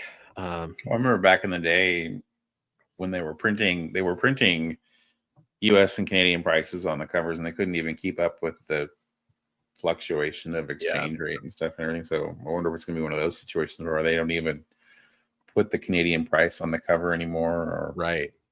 It is interesting. I mean, and some of this ties in, there's obviously connections here to the whole diamond situation. People pointed out, there's a lot of mention in this article when you go read it, if you want to, about Canadian printers and Chinese printers for comic books. There seems to be, to me, a little bit of murkiness in as far as for which printers are actually getting used for which companies and in what numbers. I do know a couple people that are in the industry that pointed out there's actually more US printers out there than people seem to think. So maybe it's possible that some of these printers can transition to being used to avoid some of the increase in cost. Then again, it might be more expensive to print here, even at those printers in general, than it is to print in, like, say, China is probably China. Then you got to ship it all over here is the part that's crazy to me. Right. Canada makes a lot of sense.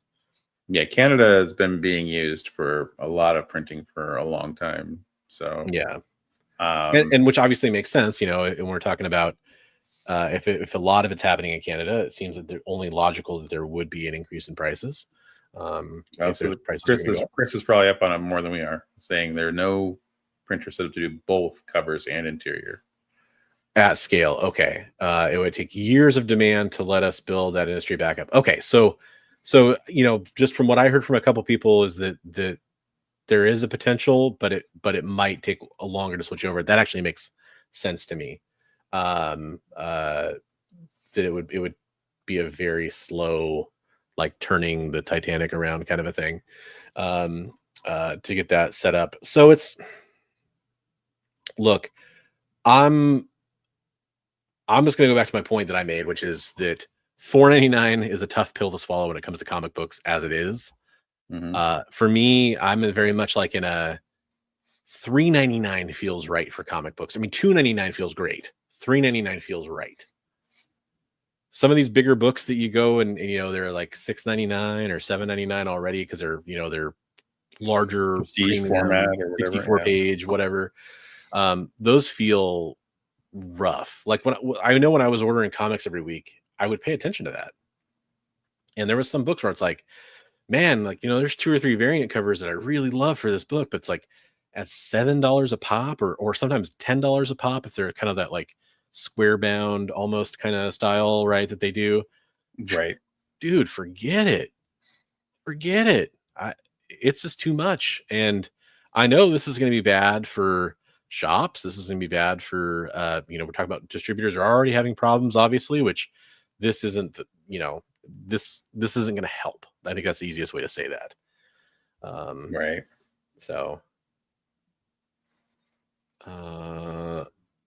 yeah, DC is expensive when it comes to that. So Chris said that Canada and China have cheaper lumber prices and printers that can do the full comic, less room for error than using 2 to 3 printers. Okay. Options would be to ditch color, which is interesting. That is interesting. Or switch to bi-monthly instead of monthly so they could be bigger. That is interesting too. Yeah, Distillery does do that. Good point. Yeah, most of the books you get are I know that they've definitely crept up to that price. It's funny because I've switched over to reading digital so much, and a lot of that reading is on Marvel Unlimited, or for like my image stuff, for example, I buy it through Kindle and read it on their Kindle Reader app. It's basically like the old Comixology at this point.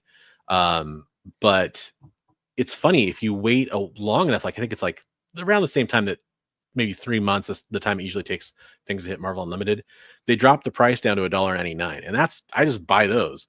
Like, so I'm reading Transformers a little bit behind. I'm reading G.I. Joe a little bit behind. The Turncoat or Redcoat, yeah, all that stuff. You know, I'm reading all those books a little bit behind because $1.99. It's like, that's the other part of this. If comics go to $5.99 as a standard price point for a brand new comic book, let's just say they all do. If digital follows suit, it makes 0 sense to me because you're raising the price because of printer costs. Right. Keep the digital prices lower, man. They should be already because there's less overhead involved. Yeah, it's interesting what Rad said about wonder what Spawn will cost because Spawn's been kept at $2.99, right? Yep. Let me highlight that right there. Yeah, and I really am curious. Todd has made that. Todd, like we're best buddies. Todd McFarlane has made that a point of pride to keep it at $2.99, and he's even insinuated, if not straight out said, that even if it cost money, he would still do that. Right. At some point, I don't know where that's still worth it. But compact comics are a good value. Those are printed in Canada and China as well. Yep, good point. Yeah, Distillery has been fun. I don't like the form factor. I'm one of those fuddy-duddies. Even though I have some Distillery books, I don't like the magazine size. And I wish that they would have went away from that. I get it with they say, the art pops more, and it's kind of true, but I know for a fact it's holding them back. I know there's a lot of people that just will not buy magazine sized books. Unfortunately. Right. Yeah, no, that always makes it like more, it's more of a hindrance, right? Yeah. It's picking up your book. For too many collectors, they're like, oh, I don't want to buy magazine boxes, and I don't want to buy, magazine supply, the bags and the boards, and got to keep them separate now instead of like putting them in. And I use that kind of voice, but I get it too at the same time. I've bought a decent amount of Distillery. Excuse me. Didn't have a second cup of coffee today. Distillery is one of those companies that at least strongly is supporting digital. They could do better on the pricing. I think any company that's selling comic books digitally, it should be cheaper to buy digitally day one. Even if that's 10%, 20%, I absolutely think that's how it should be. That's just my opinion. Chris says if you had to have one printer in the US do interiors, then pay to ship them all to a printer set up for covers, then pay to ship those to a distributor, you're right back to not saving money. Yeah, that's a good point. Right. Well, he said to be clear, right now Canada has negotiated for the exact same trade deal they agreed to with Biden, so they shouldn't get the tariff hike. Not sure about China yet, and that's worth pointing out. I said, don't worry, folks, this isn't going to get overly political. We're just talking about the actual ramifications of the comic books here, but it is worth pointing out there is a certain amount of this could be maneuvering or posturing or strategy and may not actually take place long term. In my very layman opinion about this, I think it's possible. I thought it was interesting, going back to the Super Bowl, there was an ad for Canada, your friendly neighbors to the north. Yes, absolutely. Absolutely. But yeah, it is possible that we'll see a lot of concern over nothing. And I mean, that would probably be the best case at this point. So it's fascinating. I hope to all my people that work in comic books out there that could be affected negatively by increased prices, I hope it doesn't happen. I hope it doesn't happen. But it probably will. So, well, price creep is a thing. Yep, absolutely. Where was it when you started collecting? Where was it? I think it was still like 70 cents. 75 cents? Yeah, I think 60 cents maybe. It was 65 and then 75, or 60, okay. 65 and then 75. Yeah, I guess it was 65 then. Yeah. But it's so hard to remember because I wasn't, the comics I was getting then were bought for me off the rack, and I never was paying attention to the price on the front. Right. Right. I remember when they went up to 75 cents, I was like, oh man, bummer. Well, I always get mixed up too, because when it was 65 cents, it would have been 75 cents for the Canadian price variant, right? Right. Yeah. So it kind of mixes me up there too. Maybe I'm thinking about that. Sales have skyrocketed on USA versus. Oh yeah. Yeah, that's interesting. Okay. Image reported that they had more sold copies of We Stand on Guard this week than the entire rest of the past year. I remember I gave away a copy of We Stand on Guard as one of my giveaways, probably like, I don't know, 7-8 months ago or something like that. That's interesting. Yeah. It is interesting. 12 cents. Yeah, that's cool. That's really cool. There you go. How old were you, man? Or how old were you? What price were they when you first started collecting? Not how old were you? Me? Yeah. 60 cents. 60. Okay. Yeah. Yeah. Yeah, 12 center, man. Love 12 centers. Now I'm very happy to find 12 centers. Yeah. Yeah, exactly. Yeah, it's I'm sure it's doing well, but I doubt it's put through college. But it is funny to see it shoot up. It also makes me wonder if Captain Canuck or any of those kind of characters will increase in value a little bit. Or that other weird Canadian guy, what's his name? Deadpool. That Wolverine. Yeah. Alpha Flight. Yeah. I was trying to think of Roy Thomas character. Yeah. Yeah, that's it. Speaking of Roy Thomas, Sasquatch. There you go. Yeah, Sasquatch. Or Sabretooth. There you go. Another Canadian. Speaking of Roy Thomas, and believe me, it is connected. And Canadians. Yep, that's true. And Wolverine. It's all one circle here. Deadpool star. That's an interesting way to put that. I guess it makes sense. Deadpool star cuts ties with Marvel after Deadpool and Wolverine embarrassment. This is, sorry, there's like an image here that doesn't load because of my ad blocker or whatever. But this is basically the cover story that we talked about with Rob Liefeld. And the gist of the story here, for those that aren't familiar with the story and don't want to try to read it while I'm scrolling by, essentially, Rob Liefeld went to the Deadpool and Wolverine premiere last year. Obviously, huge deal, big film, big moment for him, as well as a lot of other people, Roy Thomas. No, but actually, because of that, I'll get to that in a second, I guess. So he felt jilted at this because he basically felt like he wasn't treated very well at the event, and he didn't get invited to the after party. Okay. So him and his family, which is, being embarrassed in front of your family is an extra layer of crappy. He thinks that it was meant to embarrass, diminish, and defeat him. And at some point you go, I've received the message and the message is clear. This article also points out that, and he is one of the rare creators that receives a lot of money, from what I understand, for doing a character that ends up becoming popular. I guess just because of how his contract was structured or something. But he receives a large sum of money from these adaptations. But here's the part that is Roy Thomas related. He revealed that part of the conversation before this is that he wanted a special credit. And he wanted it in a different way than is normally given to comic book creators, where it comes at the end of the film with like a near the music, near the final post-credit scene in Marvel movies. Usually they usually thank all the creators, right?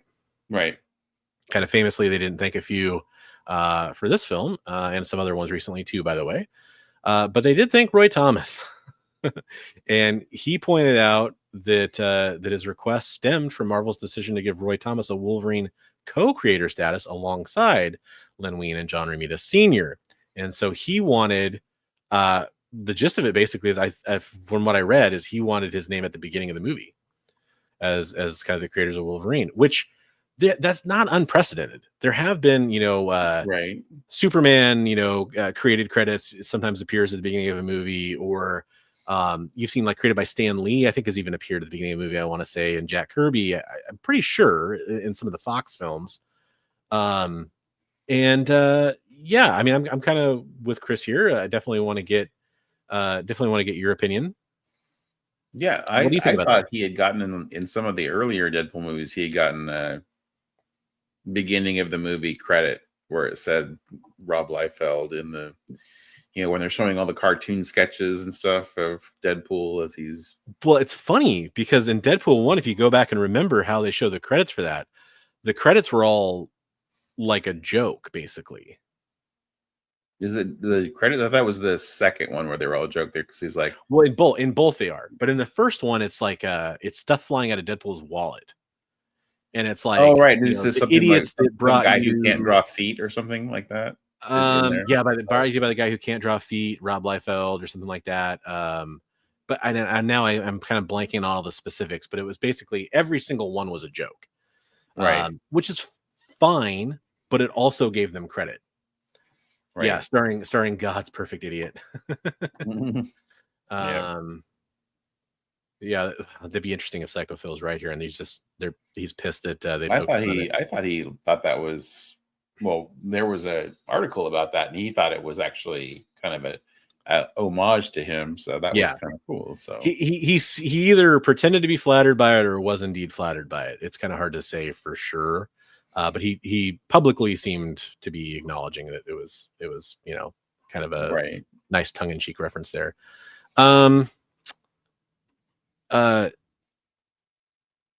So he did another thing too. I should point out here. He said that he claimed that his response did not get received in the way he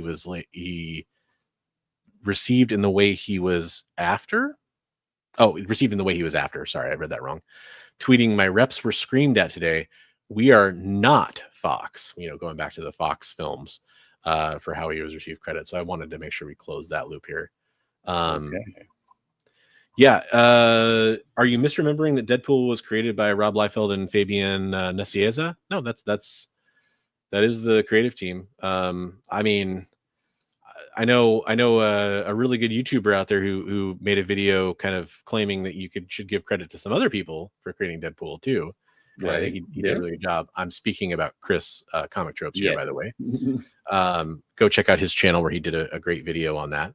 And I completely agree. You have to draw the line somewhere. And I think that, including a list of creators at the end that are notable for being involved for especially things that were specific to that film, if they included moments or artwork homages or any of those kinds of things. And they did a lot of that in this film. But I do think that, especially, I've said it before, if you want to attract top talent to create amazing stories that get adapted into films, treat them well, and so-and-so created by that's not too much to ask for. I think with some comic books, it could get a little weird in the language sometimes, depending on how many people are involved, but I think there's ways to elegantly handle that. Yeah, I don't know. I guess to me, it's just easier than they make it seem out to be. I do wonder, Rob Liefeld has a bit of a reputation as being somewhat of a diva. Yeah, and I was trying to think if that's really how I guess that's a good way to word it. Somewhat of a I would say maybe just self-important. Yeah. And I'm not saying undeservedly so, but I think that I'm one of those people that tends to shy away from that type of personality, right? Like, that's just me in general. Even if he deserves it, it's like, all right, well, it's better if you don't say it. Like, that's just how I am, right? Even if it is true. But I think in this case, he deserved it. Probably. Then again, how did he ask?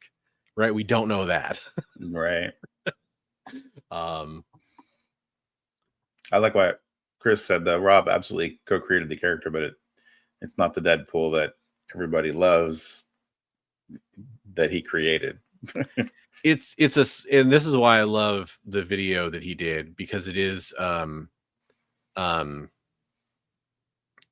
almost like the exception that proves the rule, where sometimes a creator isn't the driving force behind what makes a character popular or loved. Right.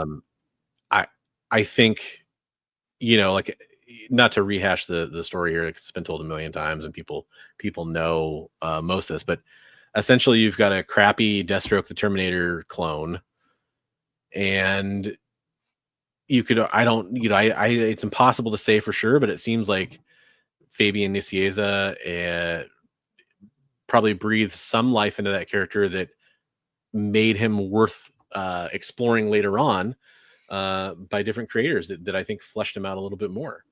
Right. Right. Yeah. Rob Figure Drunk's pointing out some stuff here. Rob Liefeld's Whatnot streams are things of legend. Who moves the needle in comics these days? And he answered Dan Mora, and he exploded, legit raged, told me to get out of there with that name. Wow. Which is funny because Dan Mora he's definitely, I don't know if I'd say he's the guy necessarily, but he's definitely one of the best in comics right now. So, yeah, Chris's video though is really great about Yeah. like showing the evolution of that character. So if you Yeah. guys are interested in finding out about that, definitely go watch that. Yeah, his Whatnot streams, I've heard just so many people getting like banned or booted for just making a joke, but not even at, excuse me again, not even at him, just kind of in general. They're joking around and they get banned or whatever. And I don't know. Just, Right. He's there to do business and kind of either, you know, it's his way or the highway. Is kind of what it seems like.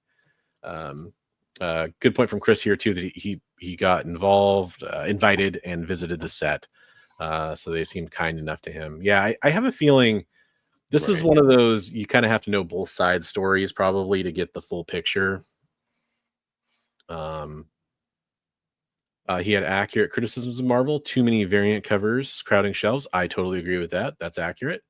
No new character since Deadpool, just derivative ones, which is kind of funny because I'd say Deadpool's derivative as well, but I love Deadpool. Don't get me wrong. I love Deadpool, but I also think he's derivative. He's no more derivative than Miles Morales. Let's put it that way. No more or less, probably. Yeah, I hate seeing that. Damage comics and toy boxes after someone wins because it's funny to him. I've seen creators do that before, and it's weird. Like, it's one thing to accidentally damage something, but yeah, that's really awful. Yeah, because especially in a platform where, like, I can only imagine in a Rob Liefeld stream, I can only imagine what some of these things go for. They probably go for a decent amount, knowing Whatnot and knowing popular rooms where people are really, you know, I've seen Todd McFarlane streams where it's like, that's a cool comic book. It just went for 6 times what it's worth, you know, I mean, or whatever, right? On the open market. And that happens. And then if somebody did that to it, it would piss me off. I've heard a couple other names of people that do that kind of seemingly on purpose or to laugh at people that paid money for their stuff. And that's just weird to me.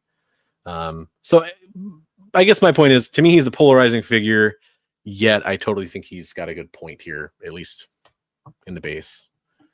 Yeah, I mean, you would hope that they would treat him with a little more respect than that. But at the same time, if they're sending bucket loads of cash his way, what point do you go, shut up and take the money, right? I mean, yeah, I mean, I think to me, the sad part of that just kind of is hard to get away from is just how lopsided it is for a lot of other creators that don't receive that revenue stream that he does for their creations or to get acknowledgement, you know, which right. But I mean, he's not. It's not that he's not getting any acknowledgement for creating that character. It's like, he felt a little snubbed, and that's kind of, I don't know.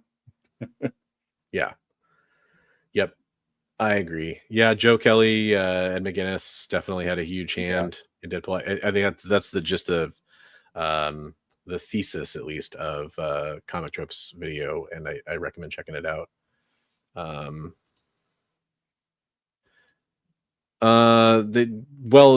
It's funny, they've kind of done Matt Fraction dirty and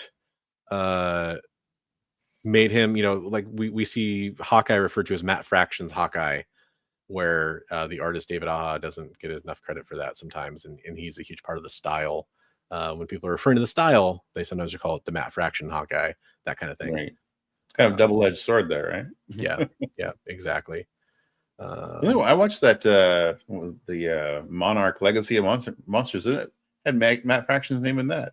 Yeah, he's the, I don't know if he's the sole creator or co-creator of that. He's done a lot of or he's transitioning to doing more TV work is kind of what it seems like, I should say, or more I guess film. That was pretty good. I enjoyed it. I like that show. I like that show more than the current Godzilla Kong films that are out there. Quite a bit. Yeah. I mean, the -1 is its own thing. I'm not trying to include that. Totally different universe. Yeah. Yeah. The legendary Monarch stuff. I like the newest Godzilla Kong movie. I know probably didn't get the greatest reviews, but I thought it was all right. Yeah, I think that most of those have been fun. The only one that was a little rough it was just because it was so almost kind of one note, was the original, I guess it would be the original Monarch Godzilla film that had Craven and Quicksilver in it, Aaron Taylor Johnson. And it had the one who knocks, so terrible with names. Walter White had him in the very beginning, but he ends up dying. Bryan Cranston. Yeah, thank you. He like sacrifices himself in the beginning of the film, basically, but he was sold as being a big part of it in the trailer. Thank you so much, guys. Yeah, just it's funny. I was actually just reading about Bryan Cranston earlier today, and I still couldn't remember his name. Okay, he's co-creator. So there you go. I was watching something about toys earlier today. It was like talking about. It was like it was back in the day. A Florida woman complained about Breaking Bad toys, and put up a petition, and Bryan Cranston wrote an article, said he was so upset that he was burning his Florida woman action figure. I love Bryan Cranston. That guy's awesome. It's hilarious. Well, hey, you'll be back, but so will we. We'll be back next week, Christina. Thanks for coming in here. We're actually kind of wrapping up right now. But we'll be back next week. We do know our topic because it was the one that we were going to cover last week. And I think it's a fun one. I think it's going to be kind of one that people, if you're willing to kind of self-reflect and look inside yourself a little bit, first of all, gross. Second of all, you might enjoy it a little bit because it is about self-reflection. It's about, people don't talk about this very often. It's a great topic. I'm really glad that Brian brought it up. Brian, by the way, I mean Bryan Cranston brought it up. He suggested it was a really good topic. We're going to talk about significant others, girlfriends, boyfriends, wives, husbands. You know what significant others means, and how they feel about your collecting. Whether that could be your action figures, your Lego, your stamp collection, but primarily comic books. I'm going to do a little kind of a quiz. I'm going to put it up on my my community tab on YouTube. And kind of, ask your significant other about these things and what do they think. And I'm going to do the same thing with my Copper Age babe, aka Autumn, my wife, and see what she says. And we'll kind of discuss that and whether or not it's been a problem for either Bigby or I at any point in the past, or how we've kind of navigated that. And then of course we'll hope to interact with chat and get all of your opinions on that as well. So sure. Jay says Malcolm in the Middle's coming back. That'd be kind of a cool show to see modernized characters, all adults.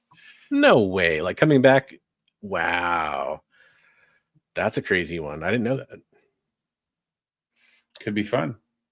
Isn't the youngest kid from that show, doesn't he have some sort of medical condition where he's actually way older than he looks? Is he one of those? I thought he had some kind of genetic disorders. I had no idea. I think you might be thinking of the show The Middle. That could be it. Thank you. There is some child actor who's quite a bit older than they look. I know that. Oh, okay. That's too bad. The kid from Malcolm died? I think from the kid from the middle, I think is what he means. Well, maybe not. I could be wrong. Comic tropes, that's a real wow. I mean, ain't that a kick in the dick? I mean, unless you like that kind of thing. I mean, yeah, it could also, it definitely could be good for you. It depends on how it shakes out for you. Honey, I spent some more money on comics. Yeah. Just kidding. Atticus Schaefer is still alive. Okay. Good to know. Well, that's our show. You got anything coming up this week that we need to know about, Bigby? I'm going to be doing a giveaway coming up here on the 15th for the membership drive. So we'll have that to look forward to. Go become a member over there. Yes, sir. One other thing I do want to mention is coming up on the EXP to kind of plug them real fast. We do have Kicking It with Henri is also going to be on the EXP tomorrow night at 10 Eastern, 9 Central, 7 Pacific. Definitely go check out that. It's another great claim sale show that I've personally bought from before and really enjoyed. So that's another great show. Again, the link is in the description go sub up and watch all their shows, check them all out, see which ones you like, do that homework, come back here next week and let us know which ones you thought were the best. I will say I recorded a video for the first time in a long time the night before I got, super sick. And it no longer could be used because of timing stuff, but I do plan on re-recording a new version of that for this week. And so you will be seeing new content coming out from me that I'm excited to finally get out there. So I think a lot of my viewers are going to be really excited to see that. Stay tuned if you're into my stuff, which there hasn't been a whole lot of besides this show, I do acknowledge. But I did record it and I felt really good about recording. I was really excited to release it. And by the time I could have sat down to edit it, most of it wasn't relevant anymore. Yeah, I will say Matt was awesome. He helped out with Heroes for Heroes.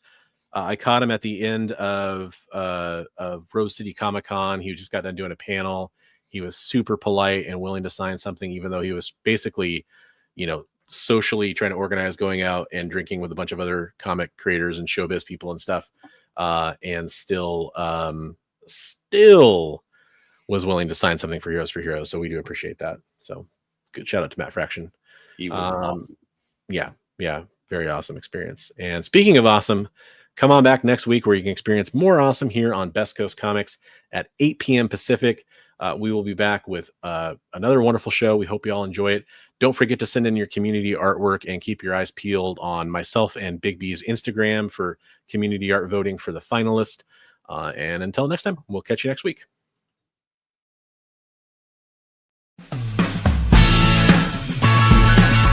Join the party. Head over to our link tree to find all the links for everywhere the experience is all the time.